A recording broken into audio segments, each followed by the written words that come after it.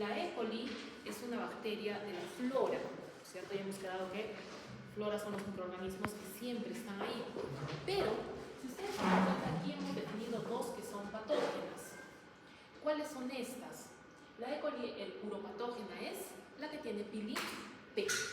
O sea que, ¿puedo tener una E. coli uropatógena en cualquier intestino? Sí, porque es patógena para el epitelio urinario.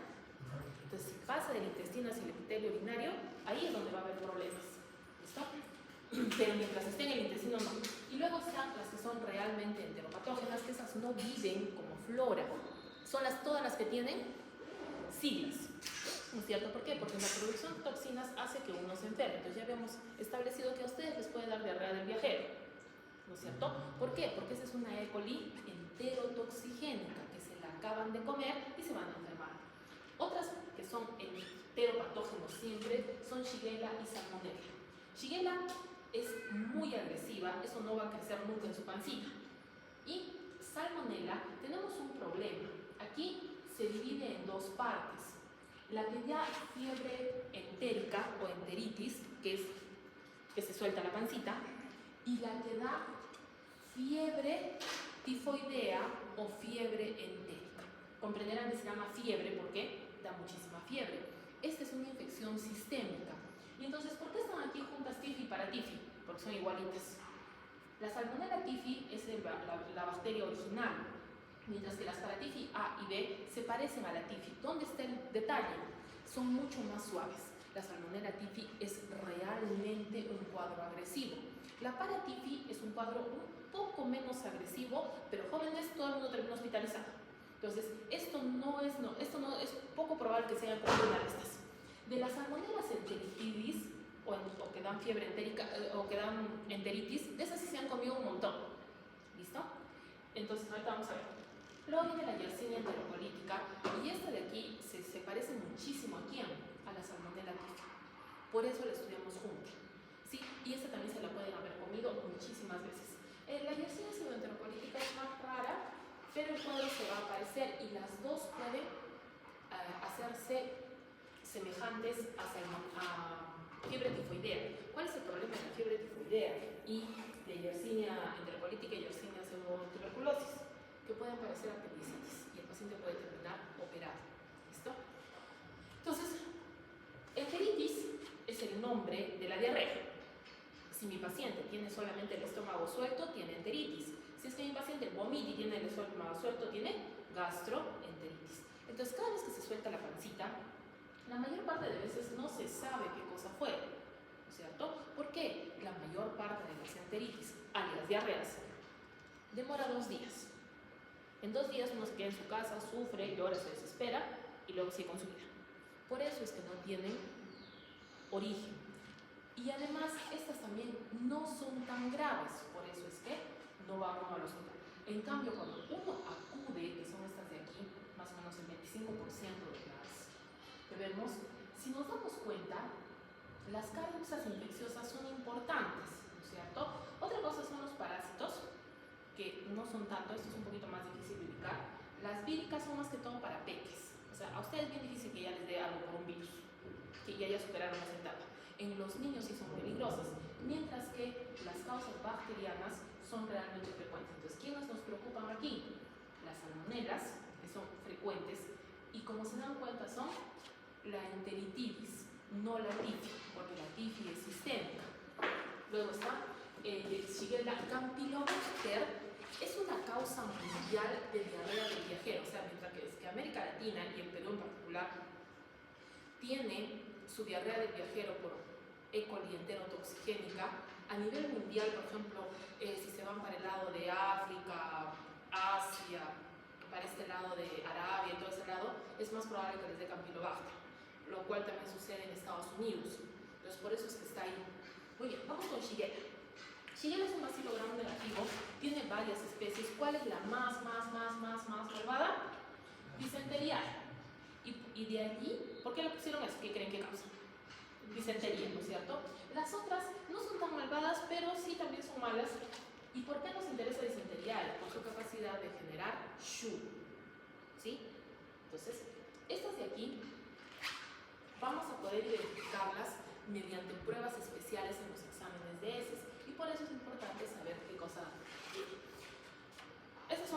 muy invasivas, pero curiosamente este es lo que hay que aprender. La actina polimerasa, ¿qué es lo que hace? Hace que la bacteria pase de una célula a otra rápidamente.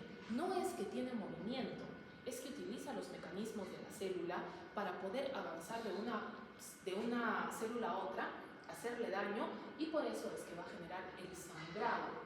Esta,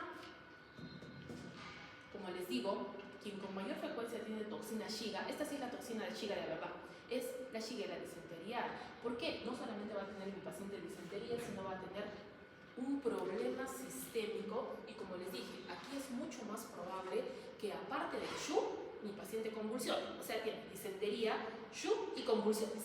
O sea, con lo cual estamos mal. Jóvenes, Shigella es uno de los motivos de muchas peliculitas en el mundo. Cuando han visto peliculitas de guerras o de inundaciones o de desastres totales y que la gente está huyendo de algún lugar y que comienzan a caer como pollitos así, desmayados, inconscientes, es Shigella. Shigella se pasa por las heces, pero tiene una tasa de contagio muy alto. Jóvenes, se dice que más o menos necesitas 100 Shigellas para enfermarte. ¿Se recuerdan cuando han visto los microorganismos en el microscopio? Si yo los pongo a contar bacterias, son muchísimas en un solo campo. Entonces más o menos dice, ¿cuánta contaminación por Shigella necesitas para pasar la enfermedad? Una patita de mosca. Es en serio. Vendría a ser un campo de microscopio, pero la patita de mosca suena más dramático, ¿cierto? Y la mosca tiene 6 patitas. O sea que una mosca solita podría contagiar a 6 personas. ¿A qué nos referimos con eso? Que la cantidad de infección es realmente baja. Este es un bicho malvado.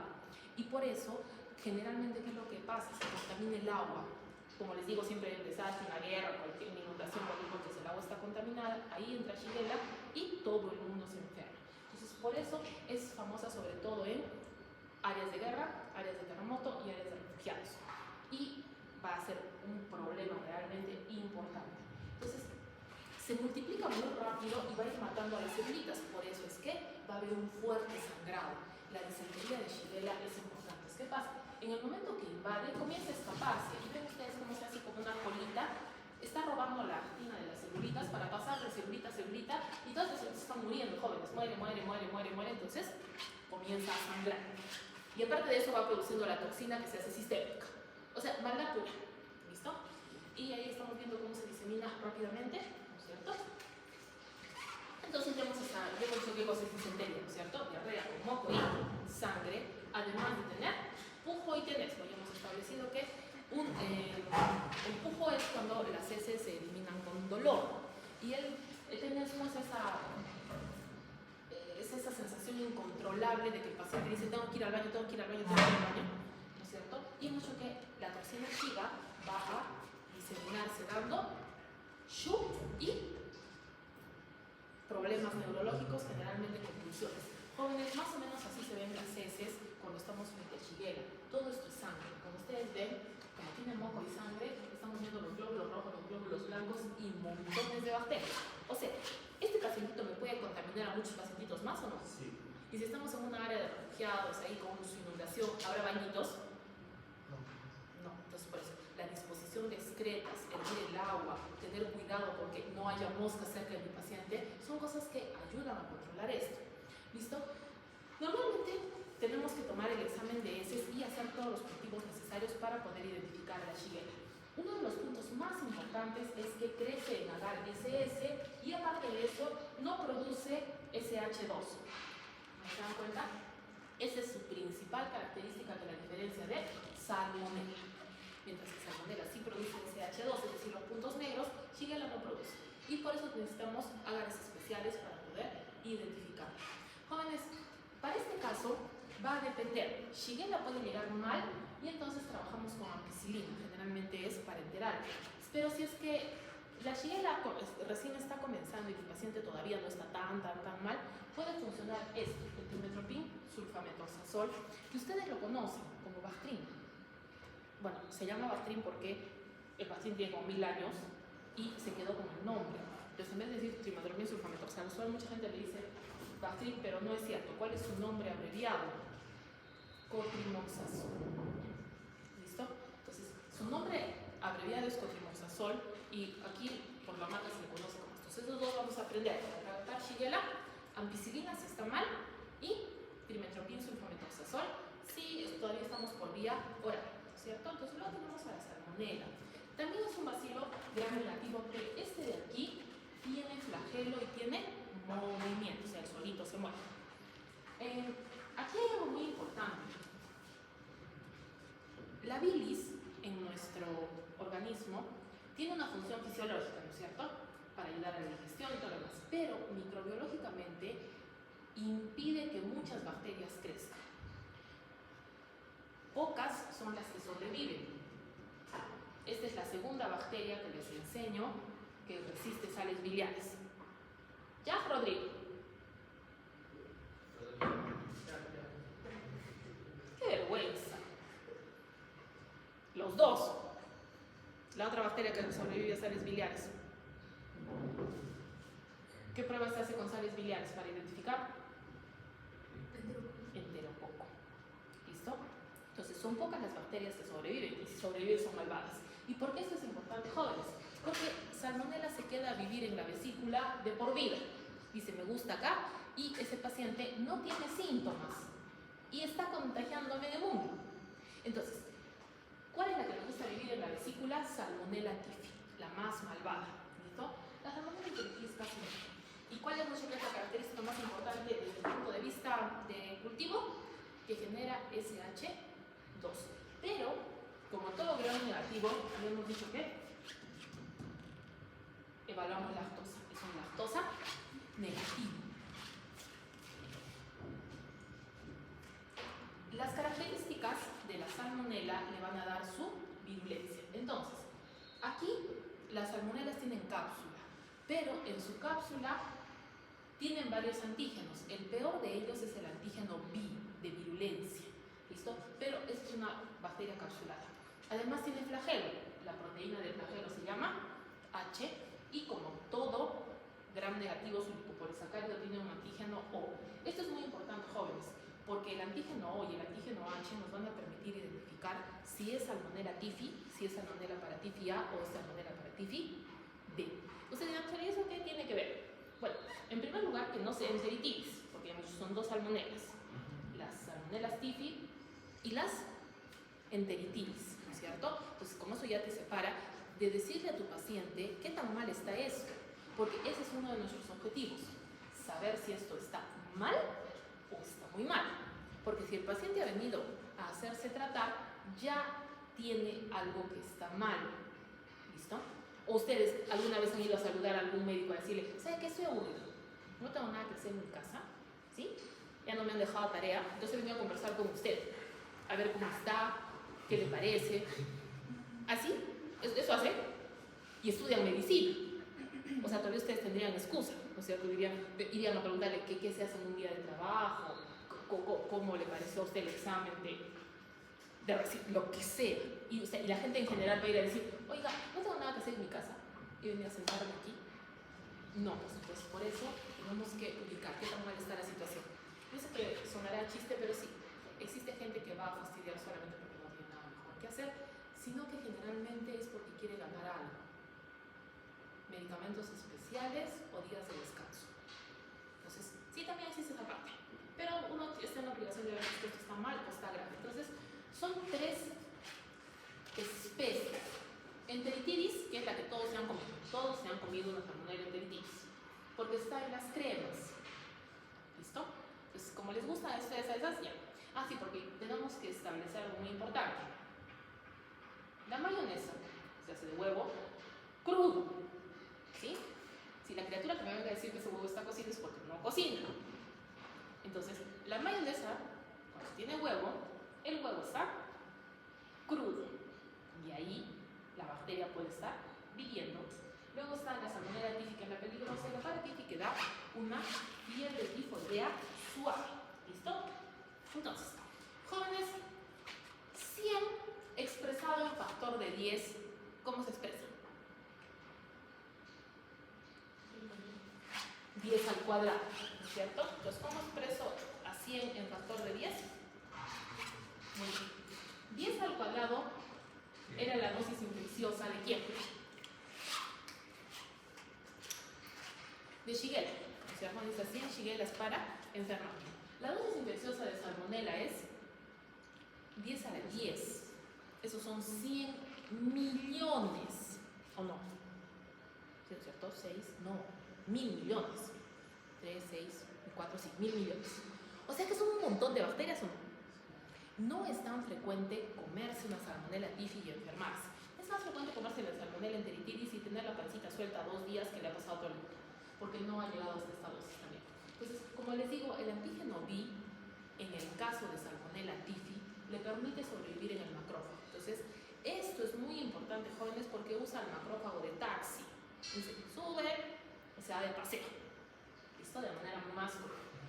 Como hemos dicho, la endotoxina es peligrosa y va a causar, tiene opción de causar sepsis. Las salmonelas en general pueden tener enterotoxinas, no son tan especiales y por eso es que no las estudiamos de forma definida, sino que van a contribuir a que haya procesos diarreicos. Entonces, si uno tiene una salmonela, puede tener diarrea. Como les digo, en el caso de la TIFI, apenas llega, busca un macrófago para subirse, pero como su cápsula tiene este antígeno B, no lo puede destruir. Entonces, ¿a dónde se va a ir? Al sistema reticuloendotelial. El sistema reticuloendotelial consta de vaso, hígado y médula ósea. ¿Dónde tiene médula ósea? En todos los huesitos. Por eso se llama médula ósea. Ahora, su compañero está pensando, ¿dónde hay más médula ósea? ¿Por qué? Si la bacteria está en la médula ósea, haremos un examen de médula ósea. Tiene sentido, ¿no es cierto? Pero del alma. Médula ósea se puede extraer de esternón rompiendo la tabla externa. Sí, por eso les digo que ustedes deben probar anatomía para venir acá. ¿Listo? Tienes que partir un trozo de hueso con una aguja, que se llama trocar. Ingresar y con una jeringa aspirar la médula ósea. Sí, el paciente se trauma, exactamente así. Entonces, por eso preferimos el ilio, ¿sí? Pero hay 2 músculos glúteos, no sé si se acuerdan. Entonces hay que atravesarlos. El trocar tiene 20 centímetros. Agarras la mano, atraviesas, rompes la tabla, giras y conectas una jeringa y sacas médula ósea. El paciente no puede traumatizarse mucho porque le pones un poco de anestesia y lo tienes pancita para abajo. Solo siente que lo aprietas y lo manoseas un poco. Tienes que presionar el músculo, o sea, estoy clavada. Entonces el paciente dice, no sé qué me están haciendo, pero tú estás rompiendo un hueso. No sé quién debería estar más traumatizado, si el paciente o el que está haciendo el proceso. Suena fuerte, vas a sentir. Entonces ahí, ¿sabes qué? Puedes comenzar a aspirar. Entonces por eso tenemos medicina y cirugía, ¿sí? Quien aguanta hacer cosas de cirujano es cirujano, y quien aguanta la angustia de no saber qué tiene el paciente hasta hacer 20.000 pruebas es clínico, ¿sí? Entonces eso tiene que estar en su cabecita. Tomen el que tomen, se necesita a todos, apúntense en eso.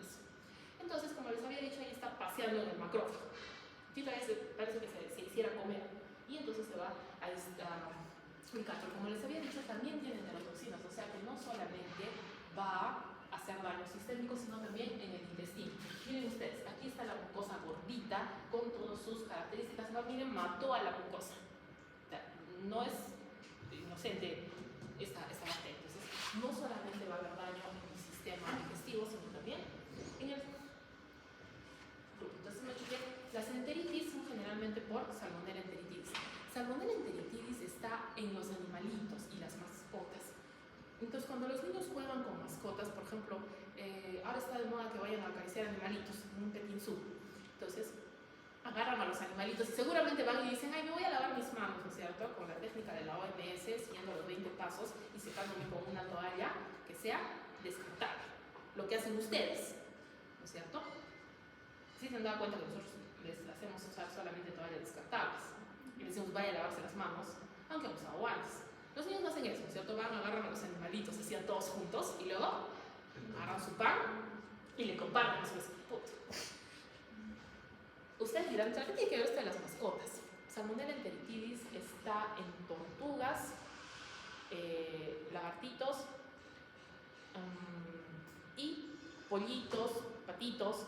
Entonces, ¿qué pasa? Que los niños están jugando con algún animalito y obviamente pues no se lavan las manos. No es muy raro, pero quien haya cuidado niños, los niños usan a las tortugas de chupetín. Es en serio. Y entonces lo comprenderán que se le suelta la pancita. Entonces, por eso es que a ustedes es un poco, esto no les debe dar muy grave, porque ya han agarrado pollitos, ¿no? Ya han agarrado patitos, ¿sí? Ya se han comido su ración de salmonella enteritis y su sistema inmune se defiende. Entonces, cuando se lo comen en la mayonesa, ya pues solamente les dura la pancita mal un par de días, ¿no es cierto? Pues por eso les digo. Aquí su sistema inmune lo que los mantiene en en cambio la fiebre entérica, que es la fiebre tifoidea, sí es sistémica, ¿no es cierto? Y va a ingresar por la boca, jóvenes. Esto es muy importante, porque aquí la manipulación de alimentos es lo que suele hacer que la fiebre tifoidea se disemine. Esto no es culpa de un animalito. ¿Por qué? La fiebre tifoidea es un patógeno humano. O sea, ¿de quién me contagiaron? De otro ser humano. Aquí no hay pollito ni tortuga, ni aunque se metan la tortuga completa. Aquí no hay foco, porque es un patógeno humano. Y algunas veces, como les había dicho, es un paciente que tiene la salmonela viviendo en la vesícula biliar y no se ha enterado. Entonces, es muy importante tener en cuenta que esto es por la manipulación de alimentos. Aquí, jóvenes, les había dicho que salmonela ataca sobre todo al sistema inmune que está en el intestino. En el intestino tenemos conglomerados de sistema inmune que se llaman placas de Peyer. Y como les gusta a la salmonela ir en las células del sistema inmune, jóvenes, lo que estamos viendo aquí son abscesos de las placas de Peyer. Salmonella typhi con frecuencia genera perforación intestinal. La perforación intestinal suele ser a nivel del ilion. Curiosamente, el ilion está en la fosa ilíaca derecha igual que el apéndice. Entonces, muchas veces el paciente se salva porque decimos, no, tiene apendicitis. Y entras y lo que tiene son abscesos en las placas de Peyer, que es una adenitis mesentérica. Igual hay que sacarlo, ¿no? Sí. ¿Por qué? Porque si no, esto se hace huequito y todas las bacterias que vivían en el intestino salen de paseo al peritoneo. Eso se llama peritonitis. Sobrevivir una peritonitis es difícil. Entonces, por eso es muy importante operar al paciente y sacar esto rápidamente. Entonces, ahí está el problema de salmonella typhi. No tiene un cuadro normal. Hay gente que ni siquiera le da diarreíta y de frente parece que tuviera apendicitis y se le está perforando el intestino mientras la salmonella está yendo de paseo por el cuerpo. Hay otras personas que no. El malestar abdominal es soportable, está una semana, 10 días y les comienza fiebre. ¿Por qué?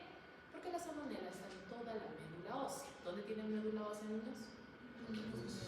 En los 206 huesos. Entonces les saldrá. Sí, ¿no es cierto? Muy bien. Entonces, hemos dicho que salmonella enteritis da enteritis y es por culpa de los animalitos, ¿no es cierto?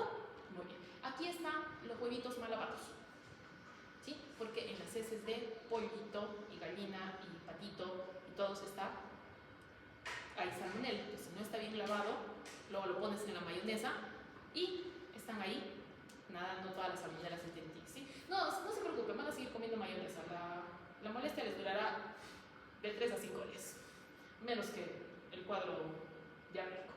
Entonces, hemos dicho que salmonella typhi es humano. Si tenemos un pacientito que se ha contagiado de otro humano, generalmente este humano manipula alimentos y no se ha lavado bien sus manitos después de ir al baño, ¿no es cierto? Y el portador sano es aquel que no tiene ninguna sintomatología y salmonella se está desarrollando en el intestino y por eso puede contagiar. Este portador es muy importante en la manipulación. ¿Por qué? Porque puede contaminar el agua y sobre todo si no se toma medida, lo más frecuente es que sea que contamine los alimentos de varias personas. ¿Listo? Mientras que en el caso de los animalitos, los chanchitos y todos los demás, los huevitos, esa es salmonella enteritis, ¿no es cierto? Y entonces hay que tener en cuenta, jóvenes, que los huevos se pueden comer crudos, ¿sí? Y muchas de esas, el jamón, todo esto, no se cocina, ¿sí? No se comienza a discutir del otro día. El jamón se cocina. Aquí cocina jamón, no sé, parece que no se cocina. Pero el jamón no se cocina, se pone y se pone ahí. Y si está contaminado, ¿se acuerdan que las heces de chanchito también tienen salmonella? Y más bien, lo que sí es frecuente es que varios de estos de aquí estén contaminados internamente. Porque a veces estos no los cocinan al 100%, ¿no es cierto? Más parece que los calientan y a veces del centro no tienen el mismo color. Entonces, por eso es de que se puede producir diseminación y por eso insistimos en que los alimentos se cuiden, ¿no es cierto? Para que no haya problemas. Entonces, cuando tenemos un problema de enteritis, tenemos que hacer cultivo de heces, porque generalmente esto dura más de 2 días y el paciente sigue con diarrea. En cambio, en fiebre tifoidea, ¿cuál es el cultivo que más rinde? El hemocultivo. El hemocultivo, ¿por qué? Porque como las bacterias entonces es mucho más fácil capturar.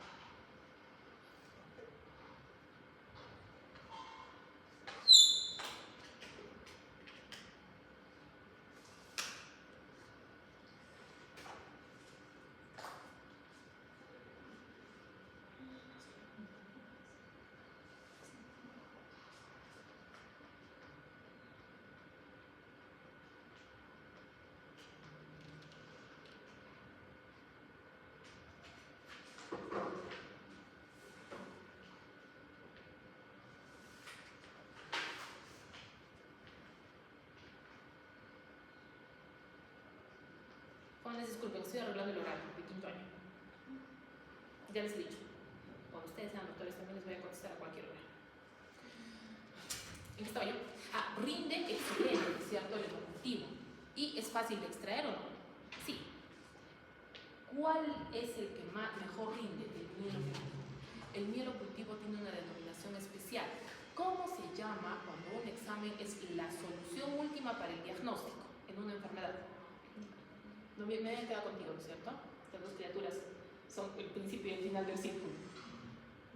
¿Cómo se llama el examen que te da los mejores resultados en un diagnóstico? Muy bien. Mielocultivo es el gol estándar. O sea, ¿qué significa? Que si tú le haces un mielocultivo y tu paciente tiene fiebre tifoidea, te va a salir la fiebre tifoidea. El detalle es que ustedes dirían, ay, hoy día me quiero hacer un mielocultivo. Si yo propongo, en microbiología el mielocultivo es un gol estándar. Podemos hacer mielocultivo en la práctica. Yo tengo autorización. ¿Ustedes creen que firmarían? Venían corriendo a decirle a la doctora Noemí, ¿no es cierto? La doctora es un procedimiento complejo y doloroso, pero necesario. Si no lo encuentras con hemocultivo, pues tienes que pasar a mielocultivo. Bilicultivo es para el portador sano. Tienes que sacar un poco de bilis, generalmente con una capsulita y una cuerda, y cultivas esa bilis y te va a salir salmonela. El urocultivo, jóvenes, es sumamente valioso. El urocultivo se hace positivo durante la segunda semana y generalmente cuando un pacientito llega con fiebre, le haces examen de orina, ¿no es cierto? Porque le duele su pancita y tiene fiebre. ¿Se acuerdan que les dije? ¿Dónde duele el riñón? Duelen las orejitas. El flanco es parte del abdomen, ¿no es cierto? Es parte del lamero. Entonces le duele la pancita y tiene fiebre. Entonces se hace urocultivo y a veces capturas a la salmonela en el urocultivo. Entonces por eso es muy importante seguir el protocolo, ¿sí? No es por si acaso que le hacen el urocultivo. No, le hacen el urocultivo porque la pielonefritis tiene dolor abdominal y fiebre. ¿Tu paciente llega con dolor abdominal y fiebre o no? ¿Sí me entienden? Sí, el paciente tiene lo que quiere, es como si el paciente estuviera tratando de esconder que tiene. Y su trabajo es descubrir. ¿Entendido? Pero la biopsia hepática ya es pasarse. Eso se hace solamente si se necesita. Entonces, los cultivos sí son aceptables. Además, no es mi área, para eso hay cirujanos. Entonces, hemocultivo es el que generalmente nos resuelve el problema. El cultivo es para ubicar al portador sano. El hemocultivo es el gol estándar. Urocultivo es parte del protocolo porque en la segunda semana de infección tiene un buen rendimiento. Entonces significa que puedes tratar. Esto tiene que aprender, esto sí no se las voy a perdonar. La reacción de Vidal o la reacción de aglutininas es una prueba que se realiza en emergencia cuando el paciente tiene fiebre. ¿Por qué? Porque si el paciente tiene fiebre varios días, tú no sabes qué tiene, ¿verdad? Entonces, esta es una de las pruebas que se le hace a todo paciente que viene con fiebre independientemente de la edad. ¿Por qué? Vidal, ¿cuáles eran los antígenos que les dije que íbamos a identificar la salmonela? Daniel. ¿Cuáles eran los antígenos que te permitían identificar salmonela? Andrea. O y H. ¿Listo? Entonces, Vidal utiliza los antígenos O y H para saber si es salmonella typhi en sangre. A ver, jóvenes, ¿ustedes tendrán anticuerpos contra salmonella typhi? ¿Cuántos han terminado hospitalizados por fiebre tifoidea? No, pues entonces no tienen por qué tener. Por eso es muy valiosa, porque si hubieran estado mal con fiebre tifoidea, se hubieran enterado. Sí, ¿no es cierto? Y el hemograma también es importante porque es una cosa bien curiosa. El paciente tiene fiebre, pero tiene leucopenia. ¿Qué les he enseñado yo? que una infección bacteriana tiene leucocitosis con neutrofilia y si es grave desviación izquierda. Pero este paciente tiene leucocitosis. ¿Por qué? Porque al aprovecharse de la médula ósea para pasear, está matando a las celulitas sanas. ¿Listo? Entonces, eso es bien curioso. Entonces, cuando tienes fiebre con leucopenia, ¿qué es lo primero que pensamos? Les había dicho que una de las formas más importantes de diferenciar Salmonella y Shigella es la producción de SH. El SH2 es un precipitado negro que se observa en los cultivos y por eso sabemos que son salmonelas, ¿no es cierto? Entonces, Salmonella enteritidis, ¿se la han comido o no? Sí, ¿le está doliendo su pancita por andar comiendo cremas con el salchipapa o no? Sí. Entonces, ¿han sobrevivido? Sí, ¿no es cierto? En cambio, la fiebre tifoidea no, jóvenes. Ahora, jóvenes, de acuerdo a todos sus conocimientos y sus amoríos actuales, ¿cuál escogerían para fiebre tifoidea?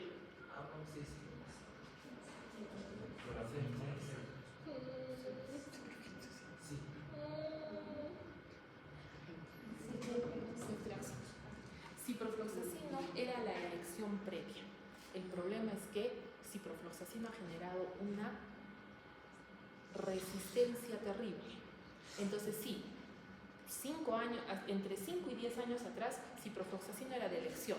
Llegaba con fiebre y diarrea, le ponías a la vía y ya está. Actualmente es mejor utilizar ceftriaxona. Y cloramfenicol es excelente, es una maravilla si no tienes ceftriaxona. Entonces, ¿cuál es el tratamiento? Porque ahora la ceftriaxona es bien frecuente, ¿o no? Cloramfenicol era el estándar de tratamiento durante la década del 80. Fiebre tifoidea, cloramfenicol. Entonces, ahí va el detalle de estar en el mismo. Por eso tenemos que hacer investigación. Jóvenes, la reacción, María José, la reacción adversa de cloramfenicol. No es con M. ¿Qué? Y se acuerdan que soy una anciana. Según ustedes, soy un adulto mayor. Es en serio, me lo han dicho en mi cara. Me han dicho que a partir de los 40 no es adulto mayor. Por eso no les escucho. No, no. Cassandra. Rodrigo. Anemia plástica. ¿Listo? Entonces, ¿tenemos una mejor opción? Sí. Ceftriaxona. Sospechan que tienen fiebre tifoidea y están en la punta del cerro, donde no hay ceftriaxona. Tenemos cloramfenicol. El cloramfenicol es parte de nuestro arsenal básico de medicamentos. ¿Listo? Entonces, ¿qué actualmente? Si tienen una fiebre tifoidea, ¿qué le van a dar? Ceftriaxona. ¿Sí? ¿No tengo ceftriaxona? Cloramfenicol, ¿cierto? Entonces, hay una dioxina enterocolítica que generalmente va a ocasionar que la diarrea tenga moco. Eso que estamos viendo ahí son glóbulos blancos. Entonces va a ser un caso de diarrea feíta, va a dañar la mucosa intestinal, pero le encanta ir a los ganglios mesentéricos. ¿Dónde hay mayor concentración de ganglios mesentéricos? En la válvula ileocecal. Y por lo tanto va a causar una pseudoapendicitis. Muchas veces se ingresa y lo que está mal no es el apéndice, es la parte del ilio. Entonces algunas veces inclusive se tiene que retirar. Si no está muy mal, se puede dejar, pero si ya se ve que hay signos de infección, se tiene que sacar. Definición de síndrome de Richter.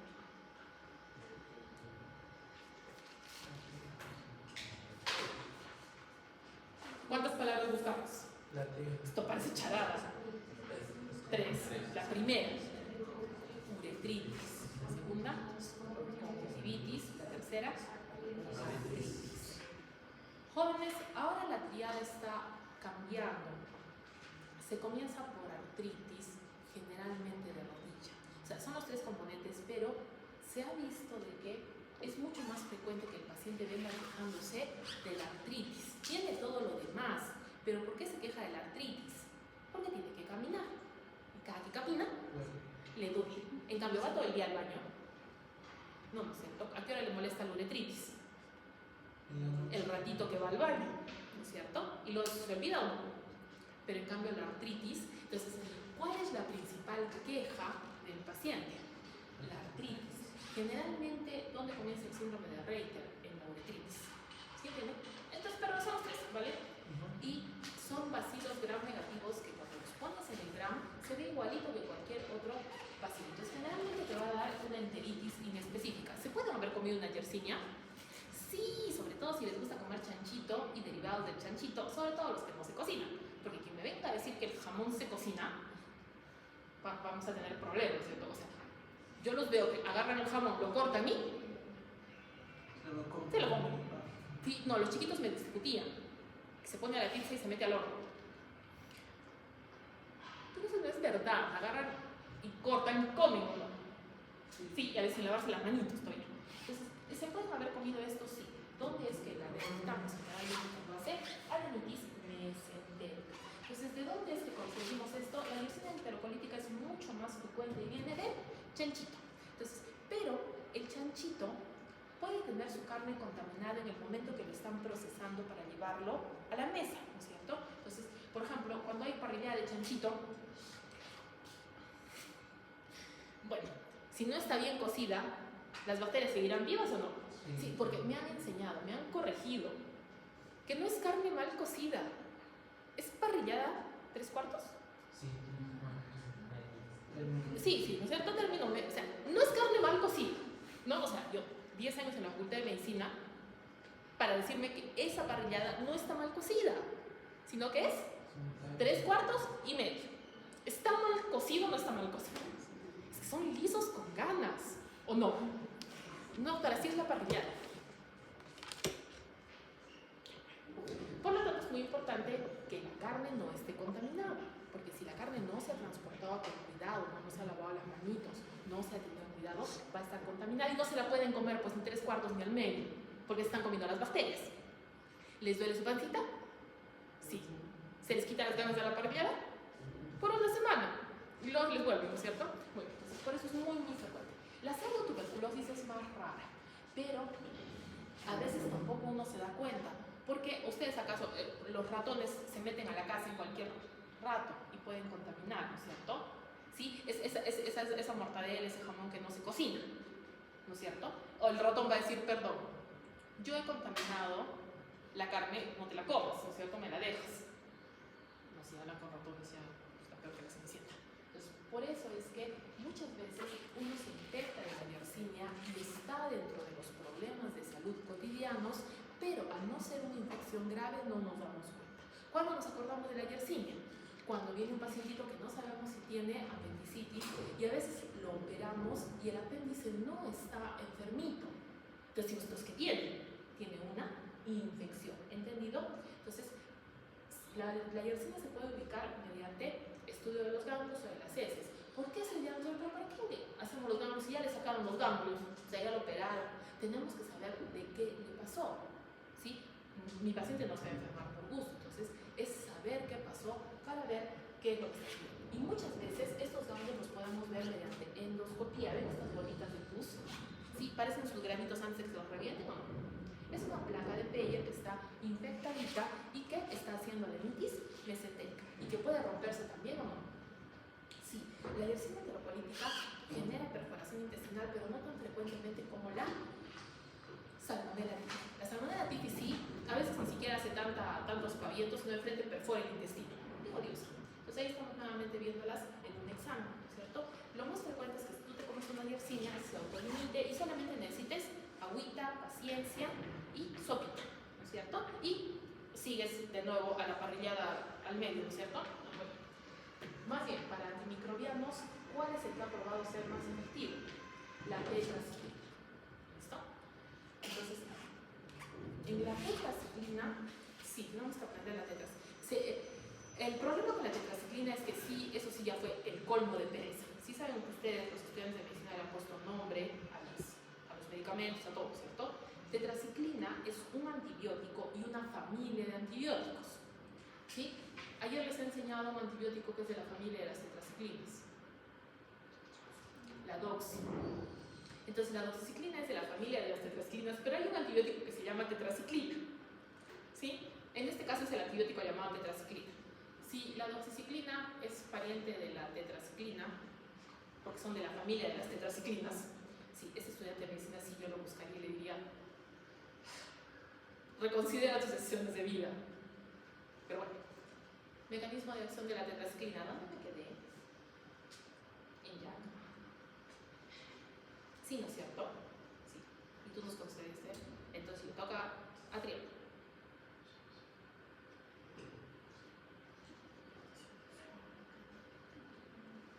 Muy bien, Daniel. ¿Ya terminaste de teclar? No, para eso sirve. Sí, o sea, pueden buscar todo lo que quieran mientras no sea en la hora del examen, ¿no es cierto?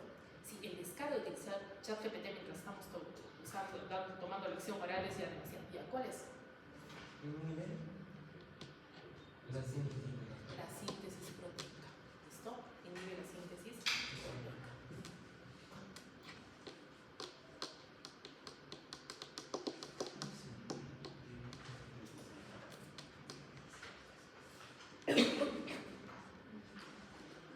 Muy bien. Entonces ya tenemos tratamiento. Ah, y se acabó, ¿no es cierto? Muy bien. ¿Quién sigue en la lista? Porque hemos hecho salmonella, shigella y yersinia. Entonces vamos a seguir por el mismo camino con los gram negativos. Legionella es una bacteria poco frecuente, pero es muy importante que lo conozcan. No solamente porque es una historia muy importante de la microbiología, sino porque cada vez hay más lugares que tienen aire acondicionado, ¿no es cierto? A nosotros aquí abrimos la puerta y la ventana, pero si estamos en una conferencia, jóvenes, este de aquí es el reconocimiento mediante antígenos fluorescentes, o sea, mi paciente tiene la legionela da neumonía. ¿De qué tipo cree? ¿Típica o atípica? Típica. Atípica. Atípica. Los que dan típicas son pocos, ¿listo? Entonces, este de acá va a ser el esputo y nosotros, ¿por qué nos interesa estudiar a la legionela? Porque se contagia muy rápido, ¿listo? Estos bacilos gram negativos vamos a aprender la proteína M y P, que va a hacer que el macrófago sea infectado e inefectivo, o sea que se vuelva taxi de bacteria. Entonces todavía se hacen fagocitar en toda la conchudez del mundo, ¿listo? Y se meten ahí y se van paseando con el macrófago por todo lado, ¿listo?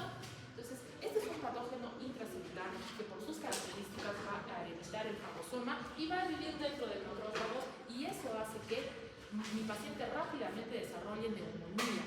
Cuando se ve una neumonía por legionela, generalmente son 2 días, ¿listo? O sea, los pacientitos llegaron a la conferencia, el segundo día se contagiaron, el tercer día se fueron de fiesta y los síntomas y terminaron hospitalizados en 5 días. ¿Ustedes creen que les dará neumonía en 5 días?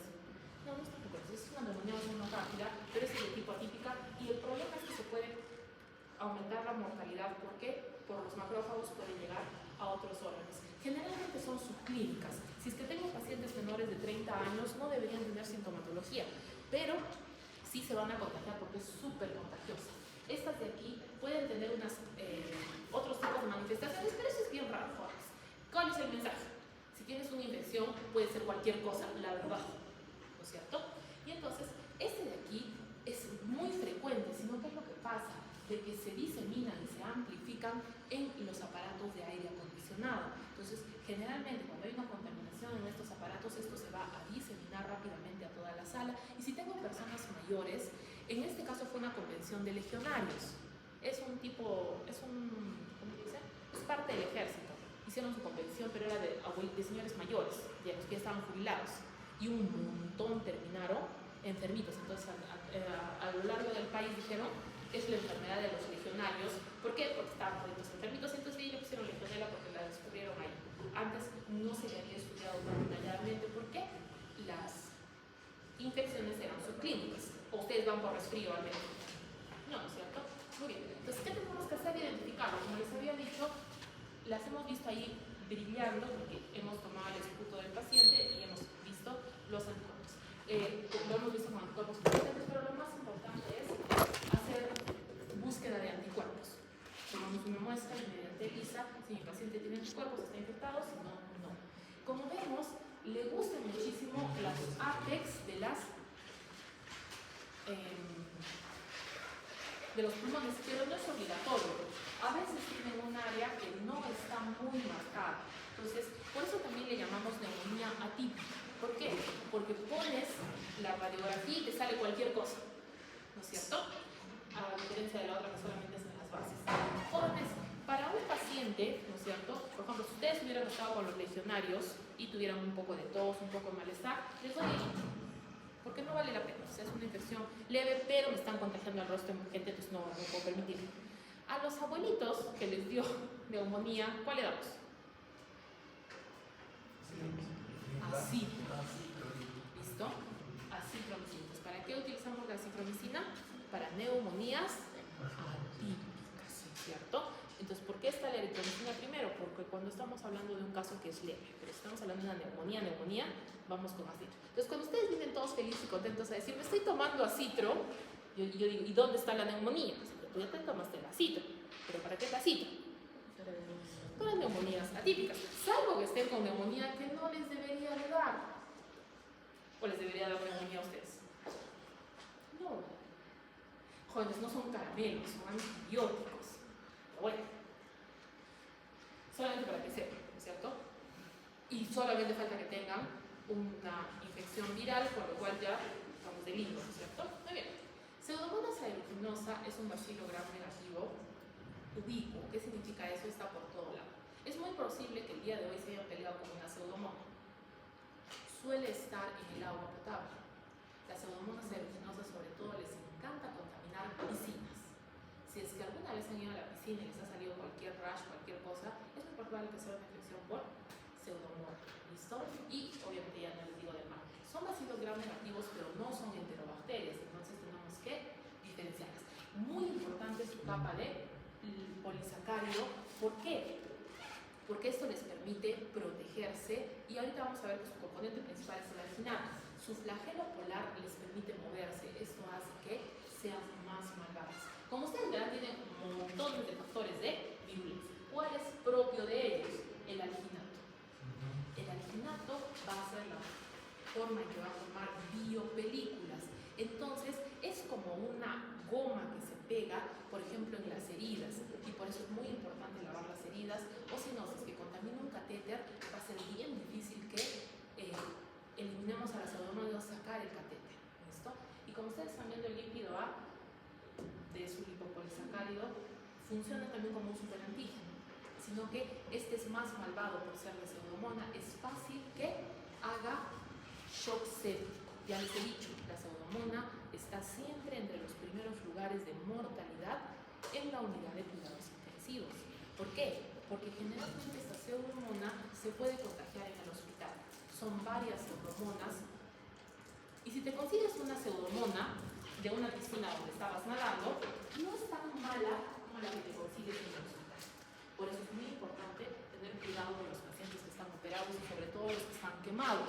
Los quemados no tienen piel y se va a pegar directamente en otro tejido y eso va a estar horrible. Las proteínas del shock térmico son muy importantes para que sobrevivan. Jóvenes, la pseudomonas aeruginosa puede sobrevivir en agua destilada.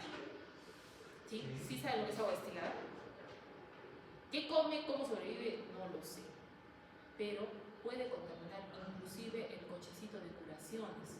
Y alguna vez ha pasado de que se ha contaminado el cochecito de curaciones y con ese mismo que hemos ido a curar al siguiente paciente, también se ha contaminado. Por eso puede suceder dentro de ambientes hospitalarios. Su exotoxina es bien malvada, va a destruir el tejido y aparte de eso tiene varias enzimas que destruyen y hacen daño. ¿Cuáles son algunas que son propias? Pioverdina y piocianina son mecanismos que les permiten robar nutrientes. En el caso de pioverdina le permite robar hierro, ya les he dicho que eso es muy importante porque se lo quita a nuestro sistema inmune y eso hace daño. Mientras que piocianina va a dañar los epitelios. Si hay cilios los paraliza y si hay epitelios los destruye y es bien resistente. Entonces, pero ¿por qué estas dos son bastante famosas? Por el hecho de que nadie más las produce y generan una pus de color verde, amarillento, azulado. No está aquí la sustancia, pero aparte de eso generan una amina que tiene olor a fruta. Huele como a uva y eso es bien importante, jóvenes. ¿Por qué? Porque cuando la orina del paciente huele como fruta o las heridas del paciente comienzan a oler, la secreción a veces está amarilla antes de que se ponga verde. Y Y uno, como está, al retirar la gasa ya siente ese olor dulzón, ya sabes que es una pseudomonas, y estas cosas van mal. Entonces, las pseudomonas se tienen que sospechar en ciertos casos. Infecciones del tracto respiratorio si el paciente está intubado. ¿Listo? Infecciones urinarias si el paciente tiene sonda vesical. Las osteoarticulares generalmente son por accidente, o sea, el hecho que es ubicua, ¿no es cierto? Puede estar en la tierra, en el agua, el paciente se fracturó, tiene una herida ahí, va a ingresar. Las oculares son bien frecuentes, jóvenes, por lentes de contacto. Los lentes de contacto que no se lavan, no se limpian bien, porque a veces los lentes de contacto se ponen con su dedito y todavía no se han lavado la manita, ¿cierto? Ahora ya hay unos chuponcitos chiquitos y los chuponcitos no los lavan nunca, ¿no es cierto? Entonces puede ser. Luego están las infecciones óticas jóvenes, esto sí quiero que aprendan. Hay una que se llama otitis maligna. ¿Qué cosa es la otitis maligna? Es cuando un paciente con diabetes va a nadar, ingresa la pseudomona al conducto auditivo externo y como mi paciente diabético se defiende bien de las infecciones, no. Entonces comienza a destruir el conducto auditivo externo y puede avanzar hasta el tímpano y la mastoides. ¿Eso se ve mal o no se ve mal? Entonces cuando llega un pacientito y dice, ay, me está saliendo pus por la orejita, le decimos, regrese mañana, eso no es emergencia. Primero le preguntamos si tiene diabetes, ¿no? Y si el paciente no sabe que tiene diabetes, ustedes tienen que averiguar, ¿no es cierto? Si le encuentran la glucosa alta y eso, hay que tener mucho cuidado. A veces hay que entrar, operar y sacar todo a pedazos. O se muere. Por eso les digo, quien tenga corazón de cirujano tiene que mantenerlo. ¿Listo? Porque se les necesita. Ahora, si son clínicos, son clínicos. ¿Va? Y obviamente, las infecciones cutáneas hay que sospecharla en quemados. Quemados es un área donde hay que trabajar como si fuera sala de operaciones. Porque la bacteria que entra está entrando directamente hacia el tejido sin protección. Si es que un pacientito es un gran quemado y se contamina con pseudomonas, bien difícil que sobreviva. Y si sobrevive va a sufrir muchísimo porque la pseudomonas le va a destruir todos los tejidos y va a quedar con unos huecos y luego las cicatrices. Pero puede que sobreviva. ¿Sí? Entonces cuando les digan a ustedes que no pueden entrar a quemados si es que no traen ropa especial, se van a callar, ¿verdad? Porque dicen que es injusto, que no los pueden obligar a ponerse los enterizos, estos estériles. ¿Listo? Lo que es injusto es que no sepan leer, porque el libro dice, los pacientes quemados son susceptibles a la infección por pseudomonas y las pseudomonas son ubíquas. Muchas veces se encuentran en el polvito que viene en la fruta, en la babita que viene en las flores. Por eso las flores en el hospital mal, ¿entendido? Y obviamente fácilmente van a diseminarse por sangre y van a dar infecciones que se pueden terminar en la muerte, sobre todo en UCI. Entonces por eso la pseudomonas se sospecha en ciertos casos. Muchas veces es porque la secreción tiene color y tiene un color dulzón, ¿no es cierto? Entonces miren este pobre pacientito. Su uñita está moradita, esa uñita la va a perder. ¿Estos deditos se van a salvar? No, ya se han necrosado, miren aquí, ¿no es cierto? Y es por sus toxinas y esto, como les digo, miren estas manchitas que salen, a veces esto le sale a los niños después de ir a la piscina y esto es por pseudomonas. Entonces por eso cuando la mamá les dice que hay que bañarse después de la piscina, hay que tener cuidado, lo van a notar al niño de no siga nadando, ¿no es cierto? A ver si se consigue el resto de pseudomonas que no tiene toalla. Entonces por eso, jóvenes, es muy importante tener en cuenta y mirar qué es lo que está pasando.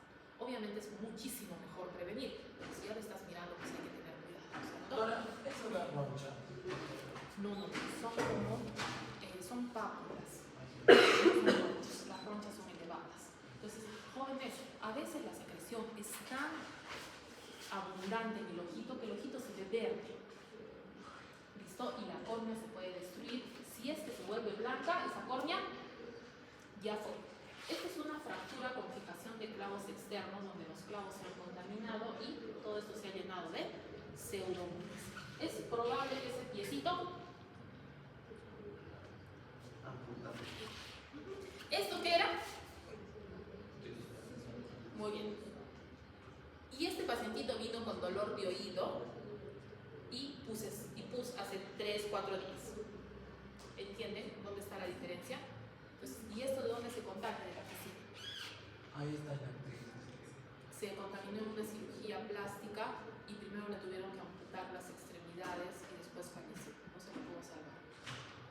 Entonces, las cirugías plásticas son cirugías. Si se acuerdan cuando capturaron a uno por aquí, que las hacía en consulta externa, sí, yo desesperada. A ver, no quiero interrumpirlas, pero me asignaron la clase. ¿Listo? ¿Está bien? Allá, que yo diciéndoles que sala de operaciones tiene que tener luz ultravioleta y que nadie entra sin nada. Y esta gente operando en una sala normal. Y luego uno se queja de por qué se infectó, ¿no es cierto? Y por qué se le hundió la nariz, y por qué tiene una cicatriz en el pecho, y por qué está en riesgo de morirse. Esto es delicado. Las cirugías son un procedimiento invasivo. Ya les he dicho, todos ustedes están operados. ¿No les han sacado la muela del juicio? ¿Cuántos años tienen? Ah, bueno, cuando le sacan la muela del juicio. Desde una muela del juicio es cirugía. Es cirugía menor, pero es cirugía. Sí, o que ustedes creen que ahí en el laboratorio de microbiología les va a sacar una muela. ¿Para qué? Entonces, es muy importante ubicar a la bacteria. Eso es el aislamiento. ¿Por qué? Porque les he dicho que si está intubadito mi paciente, pues no va a comenzar a toser verde, ¿no es cierto? Le tengo que sacar una muestrita y ver, lo mismo pasa, ¿no? La orina. Depende de dónde esté sospechando yo para hacer los exámenes correspondientes, y si ya está en sangre, pues hay que tener muchísimo cuidado. Hay que identificarlo y hacer la sensibilidad a antimicrobianos. Uno de los grandes problemas de Pseudomonas es que rápidamente genera resistencia a los antimicrobianos.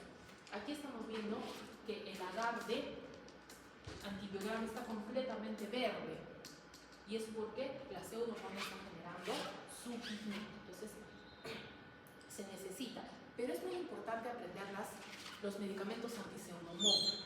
¿Listo? Esta de aquí es imperdonable. Ceftazidima es una cefalosporina de tercera generación diseñada contra pseudomonas.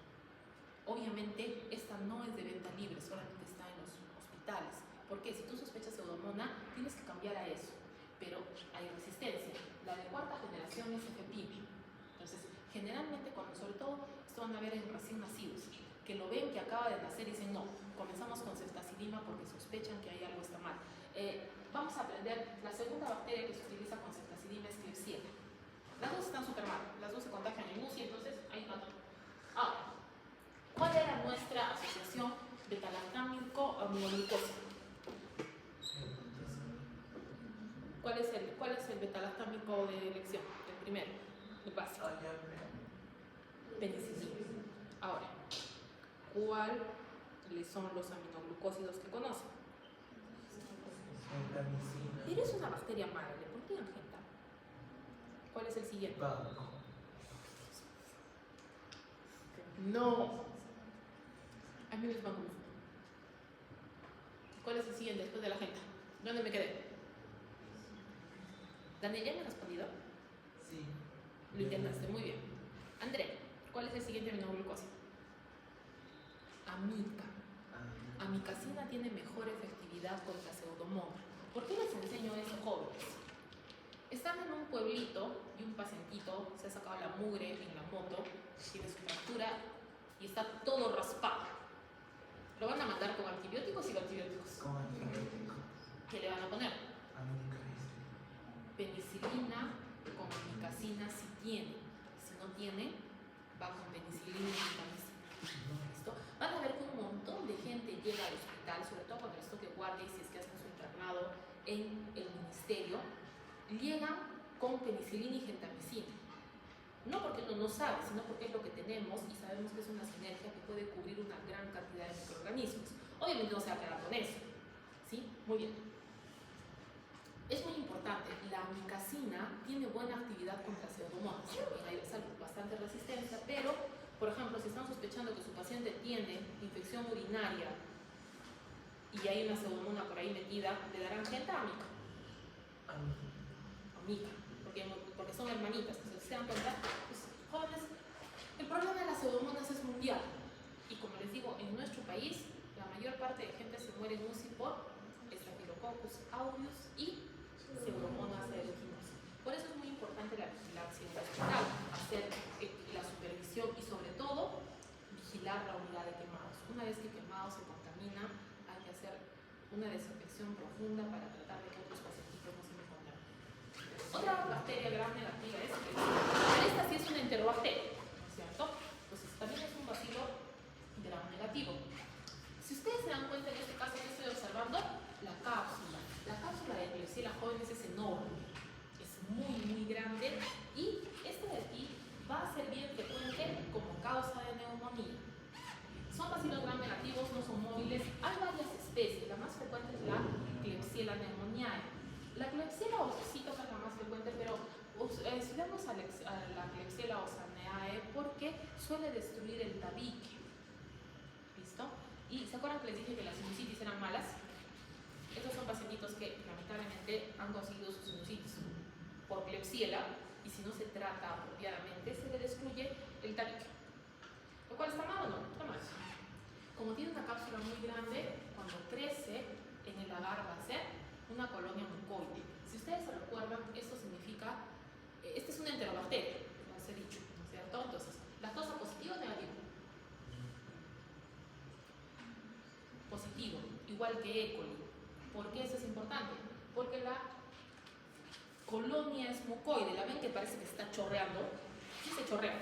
Entonces, esa es una de las cosas que nos permite diferenciarlas. Entonces, miras esto y ya sabes que es una Klebsiella. Por lo menos ya te puedo decir que es una Klebsiella, ¿no es cierto? Muy bien. Aquí la cápsula con su antígeno K es sumamente importante. Klebsiella pneumoniae sobre todo va a dar neumonía por aspiración. En este caso, la tos va a tener una expectoración que se llama jalea de grosella. ¿Por qué?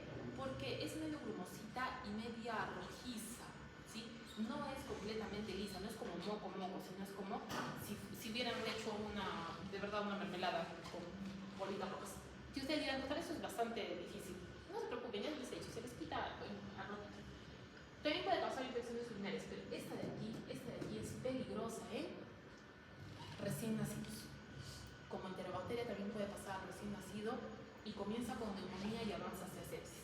Osaneae, como les había dicho, va a generar sinusitis que va a destruir el tabique. Y ahí está rinoescleromatis, también hace exactamente lo mismo. Por eso es muy importante dar un tratamiento completo a la sinusitis.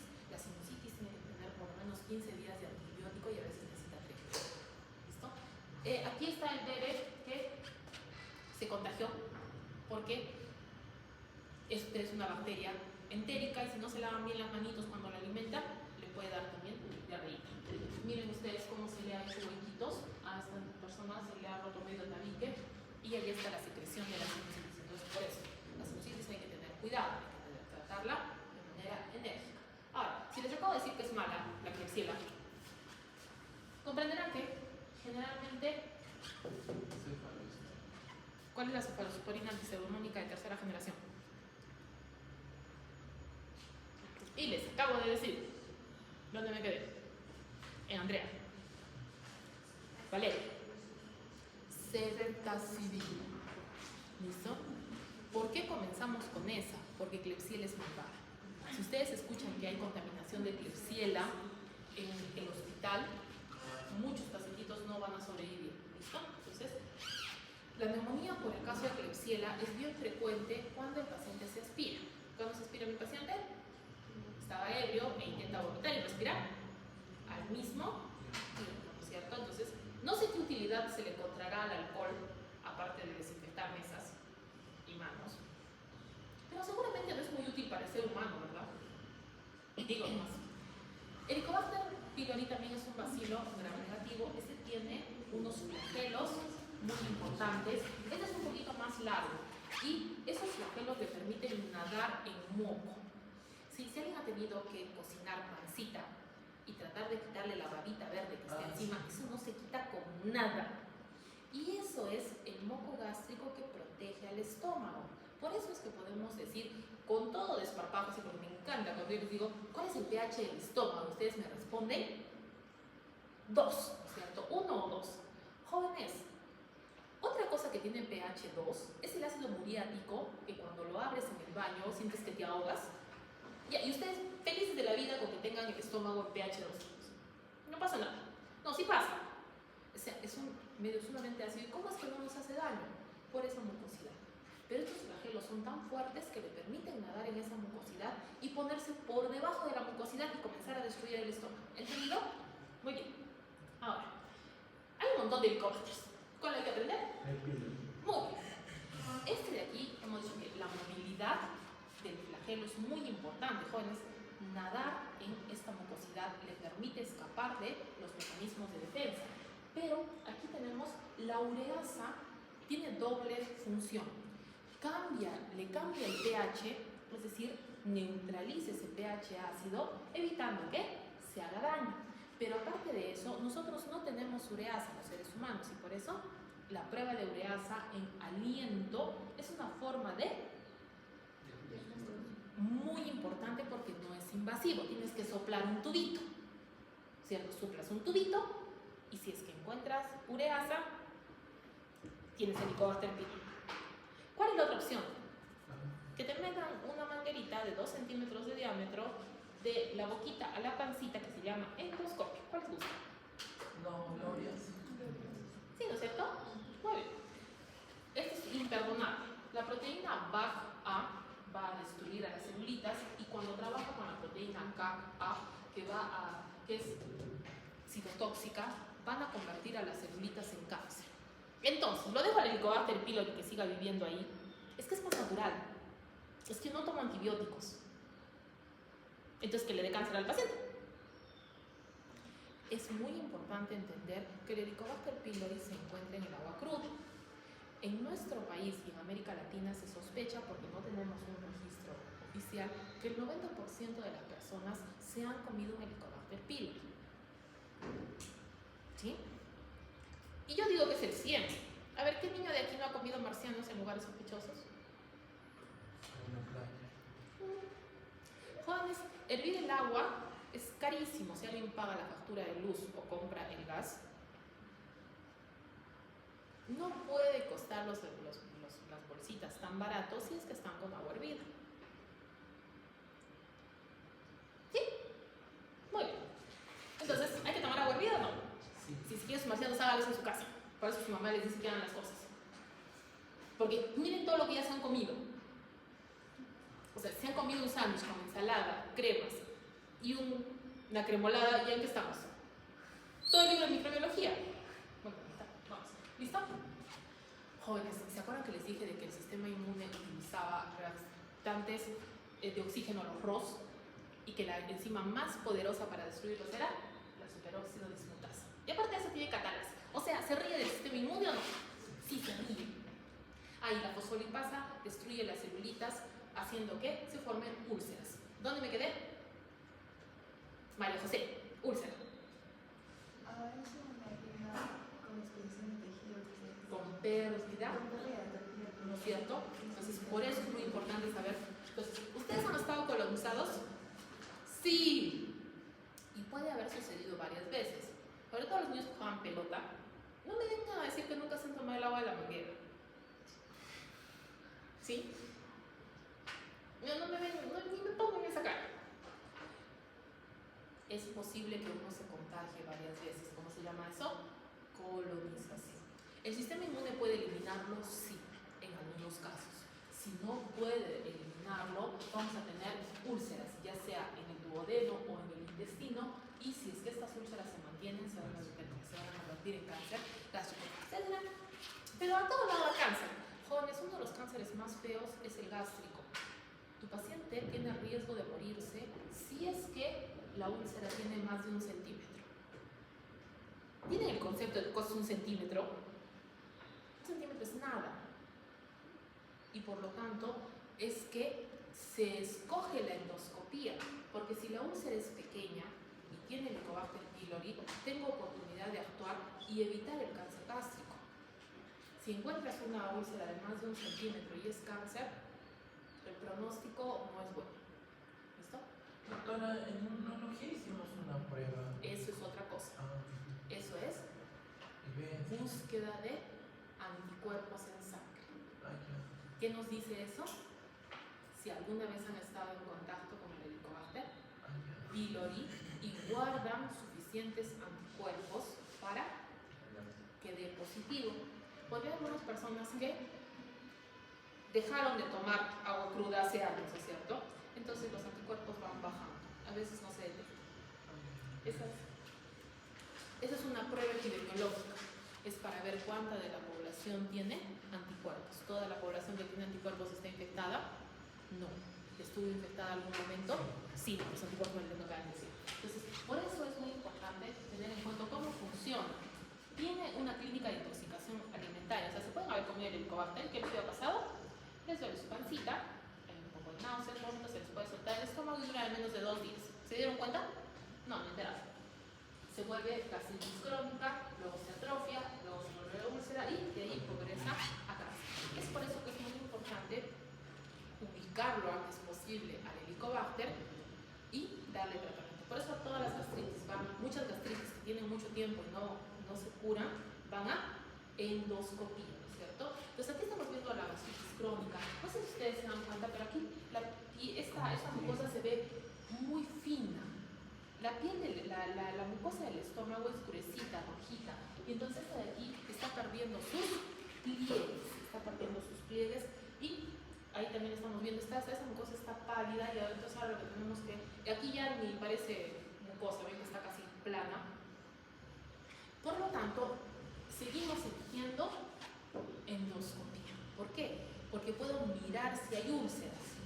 Y si es que hay úlcera, puedo sacar un pedacito y ver si es que solamente es úlcera o esto ya está avanzando hacia cáncer. Y entonces, aunque sea más molesta, más costosa, nos rinde mejor. Porque lamentablemente muchas personas en nuestro país están contagiadas, se contagiaron muy jóvenes y no se han dado cuenta, y esta molestia, como al comienzo no es tan dolorosa, la dejan ahí. Ya años avanzando hacia el cáncer. ¿Listo? Entonces, la prueba de la ureasa ya les he dicho que es por el aliento, que también sirve, sino que en el caso de la ureasa solo sirve como diagnóstico, no como control. Si es que haces una prueba de ureasa y das tratamiento, tienes que hacer una endoscopía para fijarte que no hay lesiones. Entonces, por eso muchos gastroenterólogos comienzan con la endoscopía. Y aquí está lo que ha dicho su compañero. Los anticuerpos contra H. pylori sangre. En lugares donde no es frecuente comer bacterias, esto sirve de diagnóstico. En el Perú y América Latina, donde es muy frecuente, son estudios epidemiológicos para saber la prevalencia. ¿Listo? Aquí estamos viendo un nido de Helicobacter pylori que, como ustedes ven, está al fondo de una glándula. ¿Eso qué significa? Que se ha pasado todo y está destruyendo directamente a las celulitas. Aquí estamos viendo una coloración argéntica, esto es Warner Star, para que sea más fácil observarlo, pero ahí están las bacterias, ¿no es cierto? No, generalmente no lo cultivamos. Trabajamos, lo miramos y estamos tratando. Esto es muy importante. El antiulceroso es omeprazol. ¿Listo?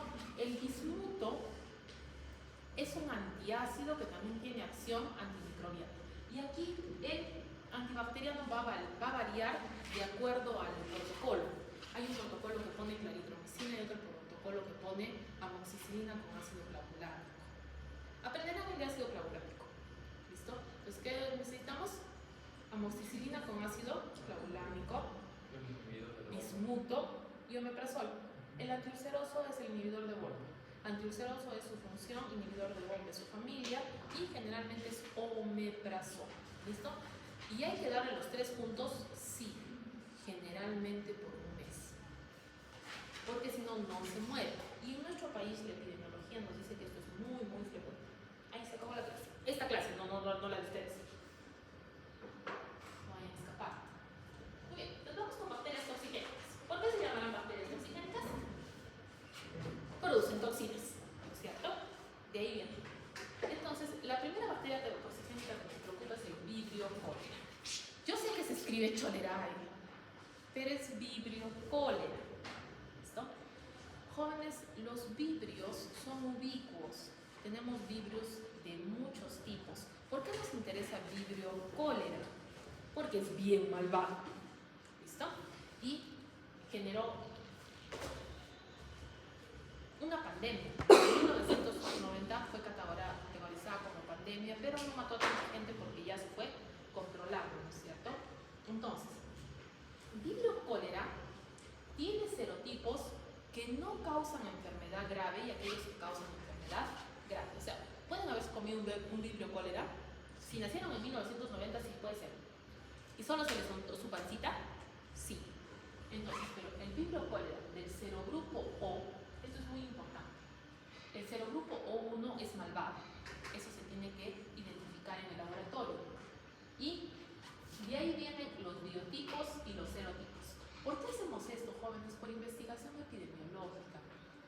saber si es un brote o una epidemia. Jóvenes, ¿ustedes creen que yo debo encontrar vibrio cólera en mi laboratorio? No. La sintomatología de vibrio cólera es una enfermedad de notificación inmediata internacional. ¿Qué significa? Que si tú ves un cuadro que parece cólera, tienes que avisar inmediatamente, hay que aislar a ese paciente, hay que hacer barrido epidemiológico, porque si no te van a caer unos cuantos cientos de pacientes durante los próximos días. Es bien contagioso. ¿Por qué? Su flagelo le permite nadar y si es que mi paciente contamina con este ladito del río, va a diseminarse por todo lado. Entonces, eso es muy importante. El vibrio cólera patógeno es del cero grupo O1. ¿Listo? Y eso de aquí puede variar, porque puede ser clásico o puede ser el TOR, y dentro de esos puede ser Ogawa, Inago, Kikojima, y esto es para que se recuerden que hay que mandarlo al Instituto Nacional de Salud para que nos digan cuáles. ¿Entendido? Entonces, vibrio significa vacilo curvo. Es un gran negativo y, jóvenes, este flagelo nada a simple vista. ¿Sí? ¿Se acuerdan cuando vimos las bacterias en orina que parecían como arena ahí al fondo? Estos van nadando a alta velocidad y hacen olitas. Ese es uno de los medios de una forma de observarlo. Entonces ese movimiento hace que contaminen rápidamente amplias superficies de agua. Eso tienen que aprender. El medio de cultivo es TCDS, por sus siglas: tiosulfato, citrato, bilis, sacarosa. ¿Sí? Tercera bacteria que crece en bilis o no. Tienen que ser malvadas para crecer en bilis, ¿no es cierto? El medio es verde, se convierte en amarillo, eso hace que sea positivo. Eso hay que saber. El medio de cultivo para vibrio cólera es TCDS, ¿no es cierto? Normalmente los vibrio crecen en verde y estos crecen en amarillo por la sacarosa, ¿no es cierto? Como una gran negativa, pues va a tener lo de siempre, ¿no es cierto? Adherirse mediante su pili, pero lo que hay que aprender, ¿cuál es? La toxina colérica. ¿Sí? La toxina del cólera tiene una gran fuerza, o sea, actúa por AMP cíclico, aumenta la secreción, pero ese no es el problema. El problema es que esta tiene la capacidad de eliminar una gran cantidad de agua y electrolitos, lo que hace que el paciente pueda perder de medio litro a 1 litro por hora, lo cual es muy grave. ¿Listo? Esta toxina de las mononucleotidas hace que la permeabilidad sea mayor, o sea, entre la toxina del cólera y hacer que las celulitas no puedan guardar su líquido porque le rompe las mononucleotidas, va a hacerse daño. Aquí la neuraminidasa no es tan famosa, pero también tiene. Entonces, sí es importante saber que es una toxina doble, tiene su subunidad B y su subunidad A. La B le hace un caminito para que entre la subunidad A. La subunidad A va a aumentar el AMP cíclico y va a hacer que la celulita no solamente pierda líquido, sino sodio, cloro, potasio, bicarbonato. Y la sodio está aquí. Como la rompe, aquí también va a dejar un espacio por donde el líquido va a aumentar. Eso también hay que aprender. GM1. ¿Qué es GM1? Gangliósido M1. Este es el receptor de la toxina colérica. O sea, ¿dónde se va a pegar el gangliósido M1? Digo, ¿dónde se va a pegar la toxina colérica? En el gangliósido M1. ¿Y por qué esto es importante, jóvenes? Porque ya les he dicho que una bacteria produce más toxina de lo que se reproduce. Entonces, un vibrio puede estar atacando a varias células al mismo tiempo. No necesitas un montón de vibrios. Y por eso esto avanza súper rápido. Jóvenes, generalmente el paciente, desde que se contamina hasta que termina en el hospital, son unas 10 horas. No es...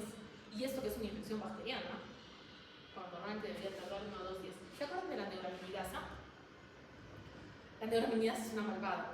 Agarra y limpia los receptores de la membrana para que exhiba mayor cantidad de gangliósido M1, de tal forma que más toxinas se peguen. ¿Ven que es maldad pura? Y como les había dicho, esto demora poquito, ¿sí? A veces un día vomita y vomita, pero casi sin náuseas, como que el paciente dice, no, vomita, no. Y eso es muy importante. La diarrea es como lavado de arroz. Esto no pueden haberlo visto nunca. ¿Han visto una diarrea que sea tan líquida que parezca simplemente agua blanca? No. Por lo tanto, si encuentras este tipo de diarrea, es lo que se debe notificar. La deshidratación es muy severa. ¿Y cómo fue que no se murió un montón de gente durante la epidemia de 1990 en Perú? Por el suelo fisiológico. Les poníamos un suelo fisiológico en las 4 extremidades y con eso mantenías al paciente hidratado y le dabas tetraciclina. ¿Sí? ¿Cuál es el mecanismo de acción de la tetraciclina? ¿Dónde me quedé? María José, ¿me respondiste? Porque yo me acuerdo que le hablaba leña. María José, mecanismo de acción de la tetraciclina. ¿Sí respondió? Cassandra, mecanismo de acción de la tetraciclina. Claudia, mecanismo de acción de la tetraciclina. Inhibe la síntesis de proteínas porque se une a la subunidad nucleica. Entonces, ¿cómo es que se contagia? Por alimentos crudos, generalmente si vienen de río o mar, de cualquier área contaminada. El ceviche está crudo, ¿no? Bien. Entonces, y por tomar el agua sin hervir. Esto fue lo que nos enseñó a hervir el agua. Eso ayuda a que se controle. Está por todo lado y, por ejemplo, en India, en la zona de Tailandia, Bangladesh, ahí siempre hay cólera del serogrupo O1, ¿listo? Históricamente aprendemos que en Perú nos atacó el serogrupo O1, biotipo, el TOR clásico. ¿Cuál clásico? El TOR. Pero el TOR es el opuesto al clásico y en cuanto a los estudios se encontró Inaba y Ogawa. Esto es importante para estadística y epidemiología. Entonces, ¿qué es lo que decimos actualmente?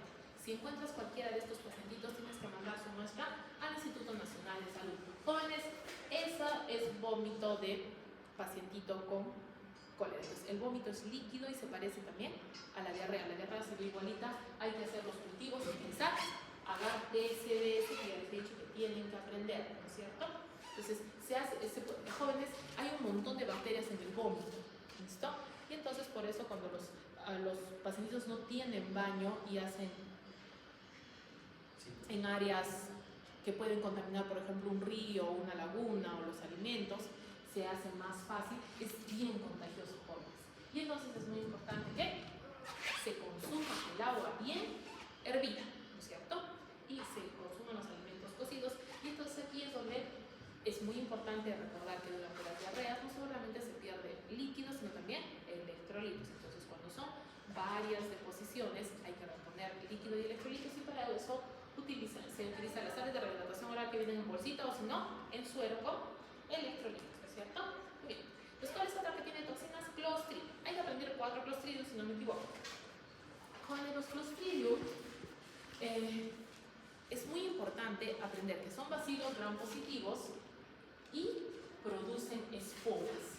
Eso hace que se conserven muy bien.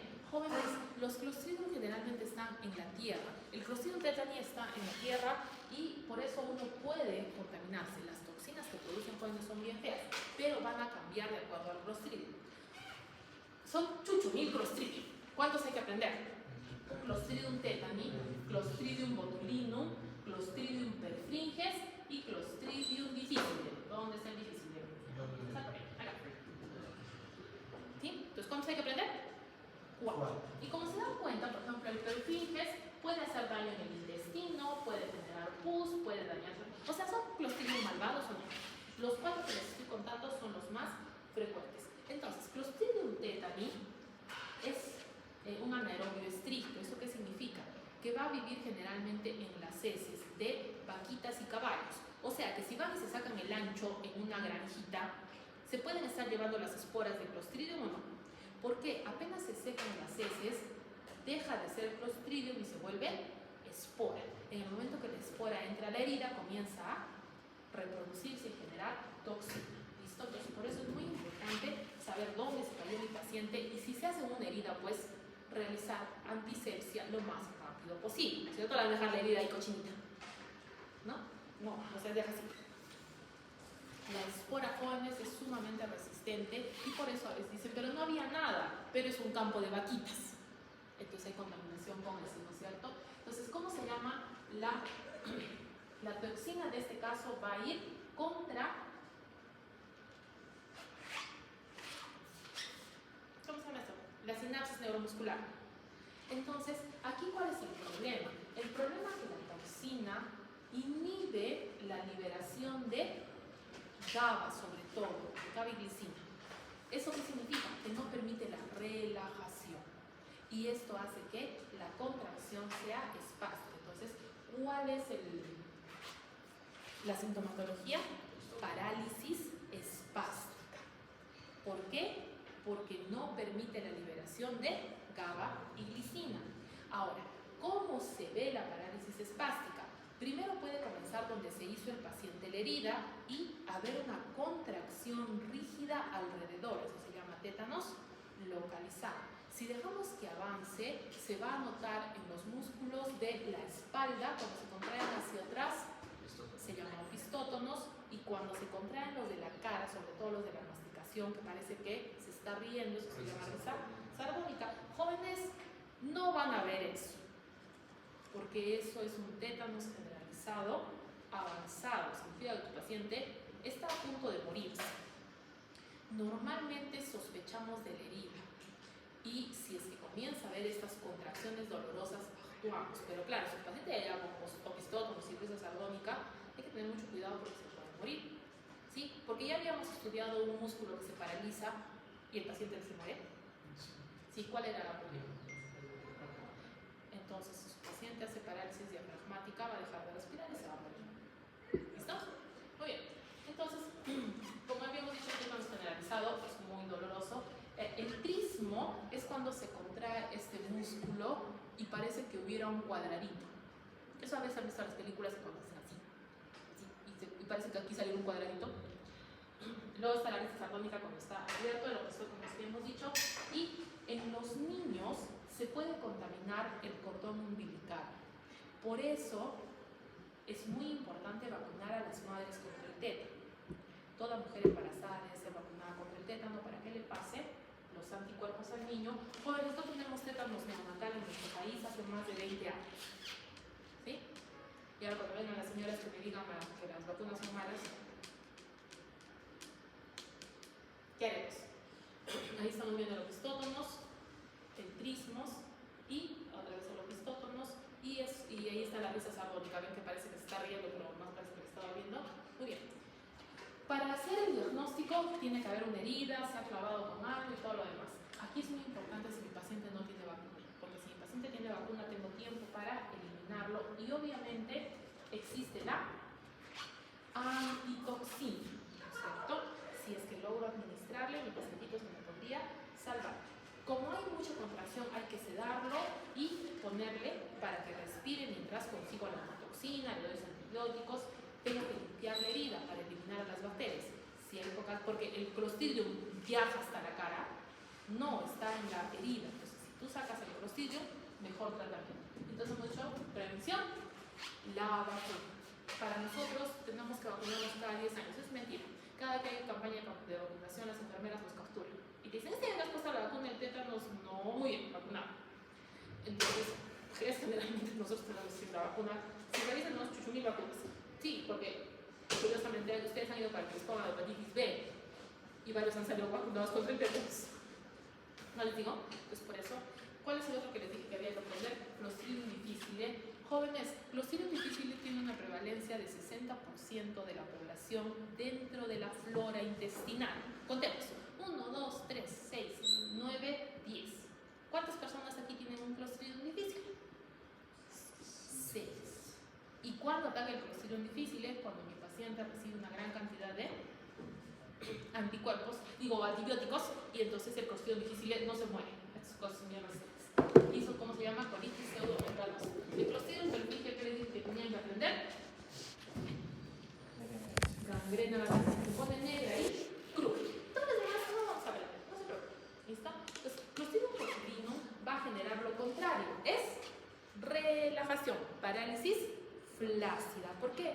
Porque inhibe la liberación de acetilcolina. Y ustedes dirán, doctora, ¿y eso es peligroso, es malo? Sí, jóvenes, porque hemos aprendido un músculo que les ayuda a respirar y que si está relajado y desparramado, no respiran. Le vamos a preguntar a Antonella cuál es. Muy bien, y es Antonella.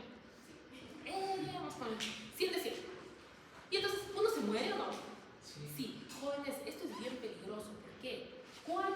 generalmente el cuadro clínico de una intoxicación por Clostridium botulino. Niños menores de 1 año que comen miel. Jóvenes, la miel es estéril, no es 100% natural. Allí están las esporas de Clostridium botulino y como el niño es muy pequeño, la toxina se disemina rápidamente. ¿Lo ven que parece que se está derritiendo?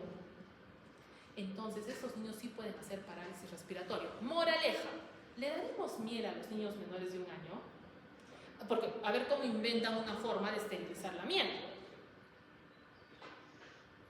Entonces, por eso, sí, las cosas naturales son buenas, lo que ustedes quieran, pero no puedes andarle dando cosas a todo el mundo. ¿Listo? Los niños pequeños no deben comer miel, sobre todo son menores de 1 año. Es más natural, no me venga, no le va a dar diabetes porque le ponemos un poco de azúcar y eso sí está estéril. ¿Entendido? Y como ven, este niño también se ha intoxicado y ven cómo se le van cayendo los párpados, cómo se le va relajando la carita y se va quedando dormido y luego hará para respirar. Espero que no.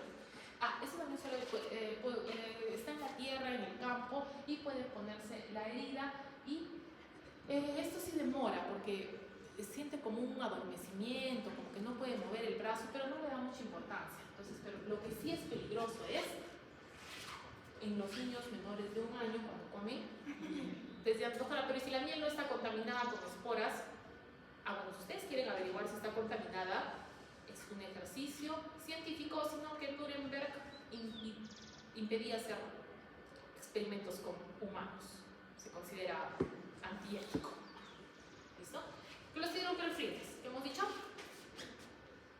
Enfermedad, gangrena gaseosa. Generalmente por un accidente, golpe, pueden ser un montón de toxinas, enzimas, todo lo demás. Y jóvenes, esto es muy importante. La gangrena gaseosa puede afectar también al intestino. El intestino se necrosa, pero eso es por toxina. Generalmente cuando se consume carne mal cocida, ¿no es cierto? Superliada, 2/3, 1/4, no sé cuánto. Entonces, siempre me olvido que es al medio, ¿no? El carne mal cocida, ¿ya? Y la otra que daña a los vasos y destruye las celulitas. Entonces, ¿cómo se ve? La gangrena gaseosa generalmente es por trauma, como les digo, y primero comienza como celulitis y luego, ¿qué sucede? Enfisema, comienza a crujir y lo más probable es que haya que amputar. Obviamente también si se consume va a haber necrosis del intestino, no es tan frecuente, ¿listo? Pero puede pasar. Entonces, ¿qué estoy viendo aquí? ¿Ven? Tiene fintemas, está todo morado. ¿Tiene pinta de celulitis o no? Pero ya está morado, esto ya es necrosis, por eso se llama gangrena. Gangrena es cuando un miembro está tiene mucha necrosis ya. Y si yo hago así, seguro va a crujir. Jóvenes, si ustedes ven este color en un dedito, manito, piecito, pierna, hasta mi conocimiento, la solución es amputar. ¿Listo? Es algo que en lo que yo les doy la clase y ustedes llegan al internado, descubran una forma de curar esto se amputa. Y si no saben, para eso hay médico asistente, jefe de servicio. ¿Por qué? De lo que yo he visto, tienes menos de 24 horas. Si este paciente no está operado en 24 horas, o termina en UCI o no la cuenta. ¿Listo? Y tienes 12 horas para que siga consciente. Obviamente el paciente no va a aceptar. Yo no voy a llegar, señor, vamos a amputar la pierna. Y el señor va a decir, sí, ¿dónde fijo? No, ¿cierto? Entonces sí, si el paciente está consciente, es muy importante explicarle que las limitaciones actuales, a día de hoy, esto se amputa. ¿Por qué? Si no se amputa ahorita, dentro de 6 horas para la visita de la tarde, la familia va a estar decidiendo si entra a UCI, entra a sala o le van a suspender el apoyo vital. Entre operarse y morirse, ¿qué creen que escoge la familia? Si llegamos a tiempo, el paciente va a ir a UCI, se podría salvar. Si no llegamos a tiempo, no se va a salvar. ¿Listo? Entonces, si ven ese color, ¿también del color? Eso está mal. Mal. Entonces, Clostridium difficile vive dentro de las personas. Generalmente sucede que se selecciona por antibióticos y va a generar necrosis. El paciente va a tener diarreas líquidas que inclusive salen con trocitos como de gelatina que son trocitos de mucosa. Por eso se llama colitis pseudomembranosa, porque el paciente parece que el intestino se está cayendo a pedacitos. A veces el paciente dice, me ha caído una malagua mientras he ido al baño. Traducción, una pseudomembrana se ha eliminado con las heces y a veces te lo enseña. Por eso también los pacientitos cuando están en el hospital hacen el popó en una chata, que es un pozo de metal. ¿Por qué? Porque tú lo puedes ver. Pues, si ven algo que parece como una gelatina, una membrana, una malagua, por ejemplo, una malagua, ¿qué es eso? Colitis pseudomembranosa causada por Clostridium. Es difícil de tratar. Yo creo que ahí le pusieron el nombre, altísima mortalidad. Muy bien, Bacillus. Bacillus es otra familia. Tenemos que aprender dos: Bacillus cereus y Bacillus anthracis. Bacillus cereus causa intoxicación alimentaria por su enterotoxina. ¿Y cómo era la intoxicación alimentaria? Igualito, ¿no es cierto? Náuseas, vómitos, diarrea que se curan en un día. Este sí de aquí está muy asociado al arroz, ¿sí? Esto es lo que les pasa cuando van a comer al chaufa. ¿Por qué? Porque el Bacillus cereus estaba contaminando la manito, ¿no es cierto? Sirvieron sin cuidado y todo el chaufa está lleno de toxina. Entonces, todos comieron, todos se enfermaron y volvieron al chaufa la siguiente semana, ¿no es cierto? No se preocupen. Igual, es súper rápido, tarda menos de 6 horas y simplemente hay que esperar un día y rehidratar. Bacillus anthracis, los dos bacillus forman espora, por eso es que es muy fácil que sobrevivan. A veces uno no se da cuenta, ¿no es cierto? Es una cantidad pequeña y va a causar todo ese problema. Bacillus anthracis sí es bien peligroso, jóvenes. Este está asociado a animalitos, sobre todo a vaquitas. ¿Sí? Sí saben que producimos leche, ¿no? ¿Sí? Se llama Cuenca Lechera del Sur y tiene una fábrica que se llama Gloria. Jóvenes, en Arequipa hace muchísimos años que se vacuna a todos los animalitos de leche contra Bacillus anthracis. Por eso es que es muy raro que aparezca un caso de Bacillus anthracis en esta área y cuando aparece se puede reconocer porque se entiende, ¿cierto? Entonces por eso es que no tenemos, pero no es que no estemos en riesgo, es que los animalitos están vacunados. Y entonces estos que tenemos que recordar que la cápsula es proteica, son los únicos que tienen cápsula proteica. Esto hace que no se puedan fagocitar y además tiene tienden a ser toxinas, pero en este caso se comportan de forma distinta porque se arman. Hay 3 como bloques, es como los cuadraditos de Lego. Entonces tienes el antígeno protector, el antígeno del edema y el factor letal. ¿Qué va a hacer esto? Hacerle daño a las celulitas causando edema o necrosis. Entonces el antígeno protector o protege al factor edema o protege al factor letal. Ahora, ¿todo termina en que hay necrosis? Sí, se forman úlceras con costras. Ya les enseño qué son. ¿Qué son? Escaras. ¿Listo? Úlcera con costra, escara. ¿Listo? Entonces, los animalitos, cuando se contaminan con esto, se mueren. Jóvenes, hay que incinerarlos o enterrarlos con cal, porque si no la espora sobrevive y contamina el agua. Esa agua va a ser bebida por los siguientes animalitos en la siguiente granja y todos estamos en desgracia, ¿no? Sí, puede pasar a los humanos también. Sobre todo es muy frecuente en todos los animalitos, en todos los humanos que manejan animalitos, ¿no es cierto? Si es que son lecheros, si es que son los que pastorean a los animalitos. Miren ustedes cómo les salen las heriditas en la piel, esto es lo más frecuente, pero también puede atacar el pulmoncito y el intestino por comerse el esporo. Estos cuadros generalmente no son graves y no suelen ser mortales. Los que son para el pulmoncito sí, y esto puede ser porque de la piel y el pelito de los animales o la lana, las esporas saltan y el paciente las respira y le da una neumonía feíta que sí se puede eliminar. El cutáneo es el más frecuente y entonces ¿en qué consigue? En que primero te contaminas con la espora, aparece una cápsula que luego hace donde se multiplica y la toxina hace que se forme una úlcera, pero encima de la úlcera se va a formar una costra y eso se llama escara. ¿Qué pasa si yo jalo la costra? Pues voy a encontrar toda la úlcera ahí, ¿no es cierto? Aquí es muy importante que dependiendo de dónde está puedo hacer la prueba, pero es lo que les decía, si es que el animalito muere hay que incinerarlo, enterrarlo con cal para que no se disemine. Jóvenes, la penicilina es la solución, ¿listo? Y Para nuestro caso no es muy frecuente. ¿Por qué? Porque nuestros animalitos están vacunados, o sea, ya está hecho. ¿Listo? Corynebacterium diphtheriae, ¿qué enfermedad creen que da? Rodrigo. Muy bien, ¿qué es la difteria? Faringitis con pseudomembrana. ¿Listo? Entonces, Corynebacterium diphtheriae es un bacilo pleomórfico y pareciera que estuviera formando letritas chinas cuando lo vemos en la garganta. Y por eso el medio de cultivo de Loeffler casi no tenemos. Aquí más que todo es clínico. ¿Por qué? Si es que el pacientito se te pone mal, le vas a ver la pseudomembrana y ya sabes que tiene difteria. Entonces ya ahí comienzas a ser especialmente. El problema es la toxina difterica que va a inactivar la elongación de las proteínas y entonces va a morir la semilla. ¿Listo?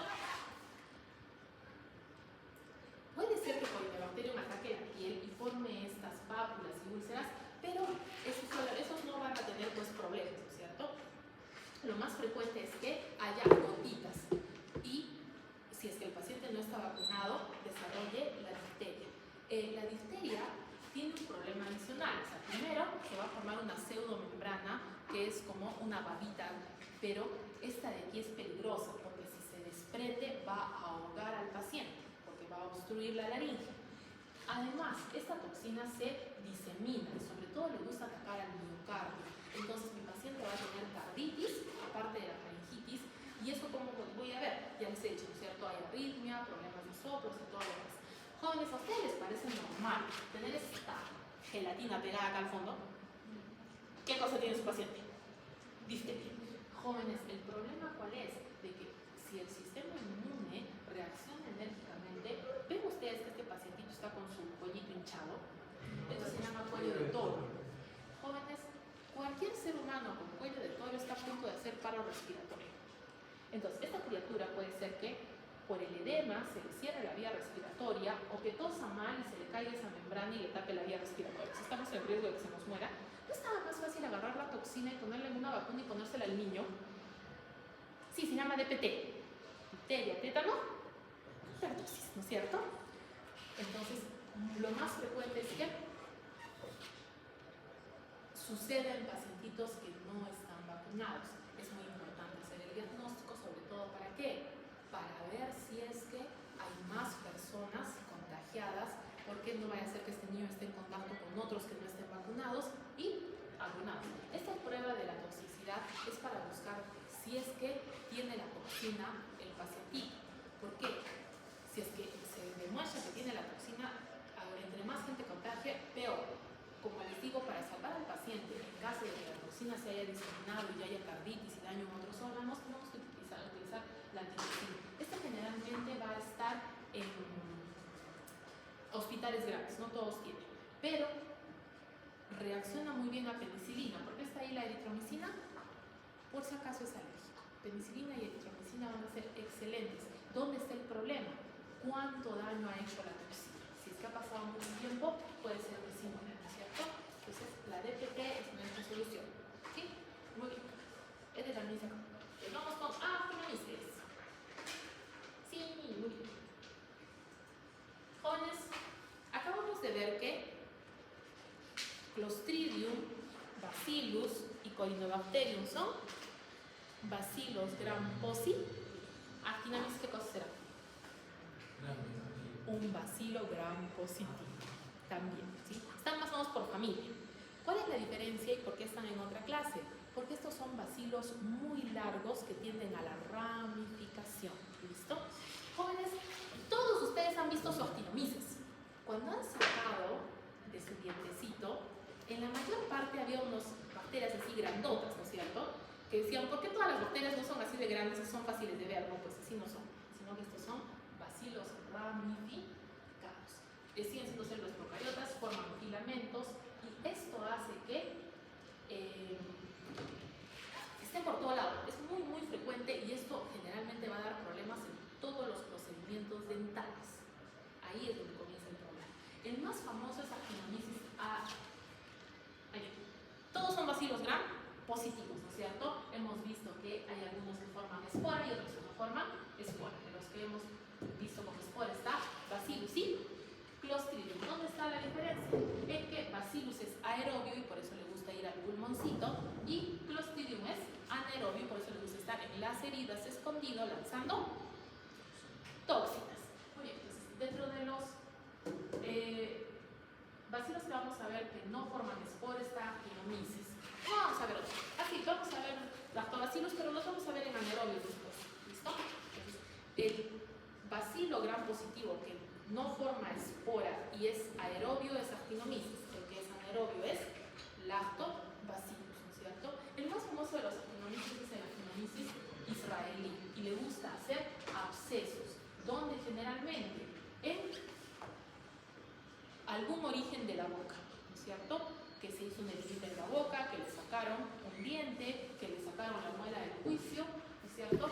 Y estos generalmente son tan grandes que cuando las bacterias están creciendo en el absceso se forman los gránulos de azufre. Entonces, si yo digo que tengo pus con gránulos de azufre, ¿qué cosa es eso?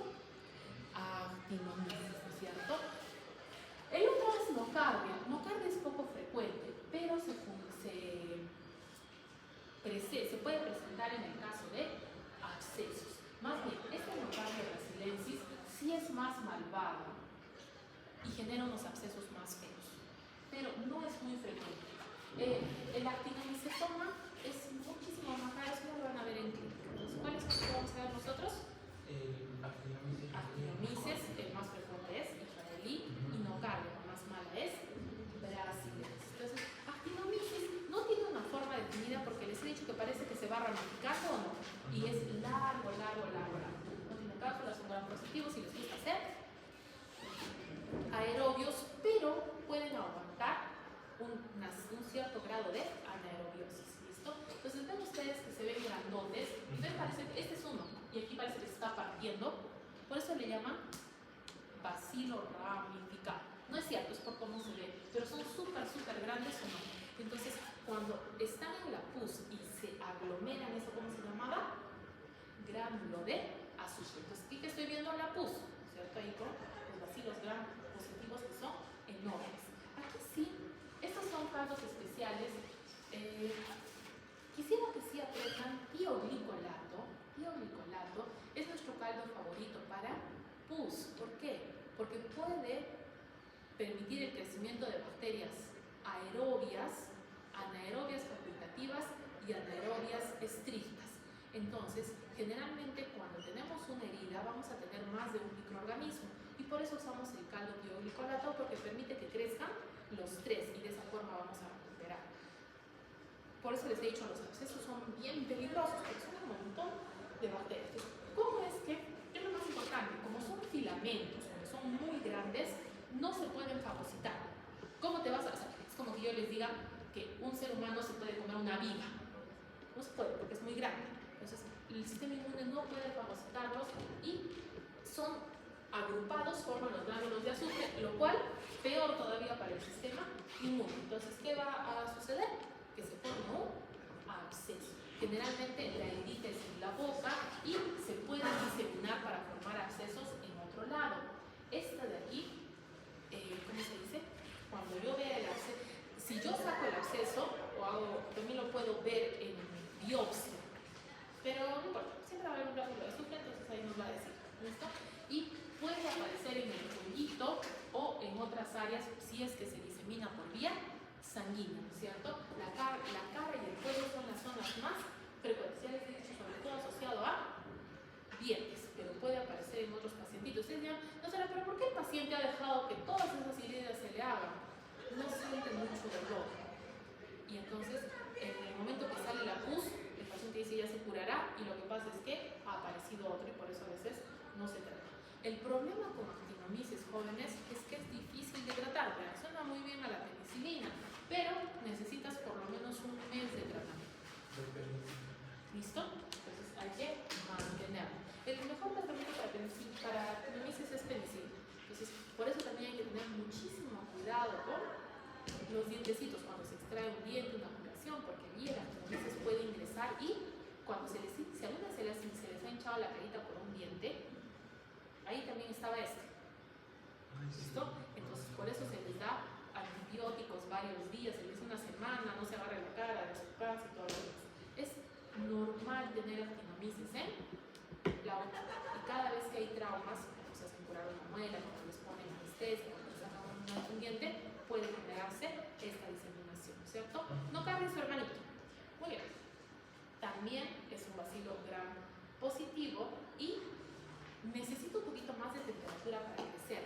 Tiene una colonia bastante característica. ¿Ven ustedes que hace como un nido? De ahí viene el nombre. Entonces, cuando lo cultivas y ves eso, dices, ay, esto es una nocardia, es fácil de reconocer. Yo sé que aquí parecen gram negativos, pero realmente son gram positivos. Se dan cuenta que son muy, muy largos. Sí, por eso es que no parecían bacilos, pero sí son bacterias normales, lo que son muchísimo más. ¿De dónde sacas una nocardia? De salir a meterse al barro en las zonas, generalmente bosques, áreas donde no hay mucha, donde se malogra la madera y hay plantitas en descomposición, ¿no es cierto? Se están pisando charcos de lodo por ahí es donde puede haber contaminación, ¿no es cierto? Entonces por eso suele dañarse y cambiarse la ropa y todo lo demás. El macrófago no los puede eliminar, porque cuando son pequeños los puede fagocitar, pero se quedan creciendo ahí enormes, ¿no es cierto? Entonces, bien conchudo, dice que me fagociten y me quedo a vivir ahí. Es terrible. Es muchísimo peor el caso cuando el paciente está inmunosuprimido, ¿listo? Y aquí es frecuente que genere neumonitis y puede generar inclusive abscesos. Algunos de estos abscesos se tienen que drenar quirúrgicamente. Muchísimo más frecuente es que aparezca en la piel, sobre todo en personas que trabajan cerca de los bosques, ¿no es cierto? Si es que hay mucha vegetación, árboles caídos, están podridos y están ahí, ¿no es cierto? El tratamiento aquí es el triaxona, ¿sí? Normalmente cuando estamos viendo un absceso que se ve medio feíto, no nos vamos con cositas así suaves, ¿listo? En este caso sí vamos con ceftriaxona. Para el caso de nocardia brasilensis, generalmente es mucho más frecuente en la piel y hace muchísimo daño. Entonces aquí va a funcionar que utilicemos amoxicilina con ácido clavulámico, porque ya les he dicho que este es de amplio espectro, o si no, utilicemos amikacina con ceftriaxona, que sigue siendo la misma asociación que les dije, un beta-lactámico con una aminoglucosa, ¿sí? Sobre todo cuando está bien diseminado. A veces hay que amputar el pie si es que la lesión es muy grande. Como al paciente no le duele mucho, va dejando que avance el absceso, que se va como solidificando. Entonces, por eso es mucho más frecuente, sino que es muy importante saber que la amoxicilina con ácido clavulámico inclusive es capaz de matar anaerobios. Por eso es una excelente herramienta. ¿Listo? Ahora nos toca letras, si no me equivoco, pero lo vamos a dejar hasta ahí, porque ya nos toca terminar, ¿cierto? Los Mycobacterium van a ir juntos. ¿Listo? Mycobacterium leprae y Mycobacterium tuberculosis van a ser para nuestra siguiente clase. Esto no va a utilizar. Todo esto va a entrar hasta nocardia, ¿no es cierto? El examen va a entrar hasta nocardia. El miércoles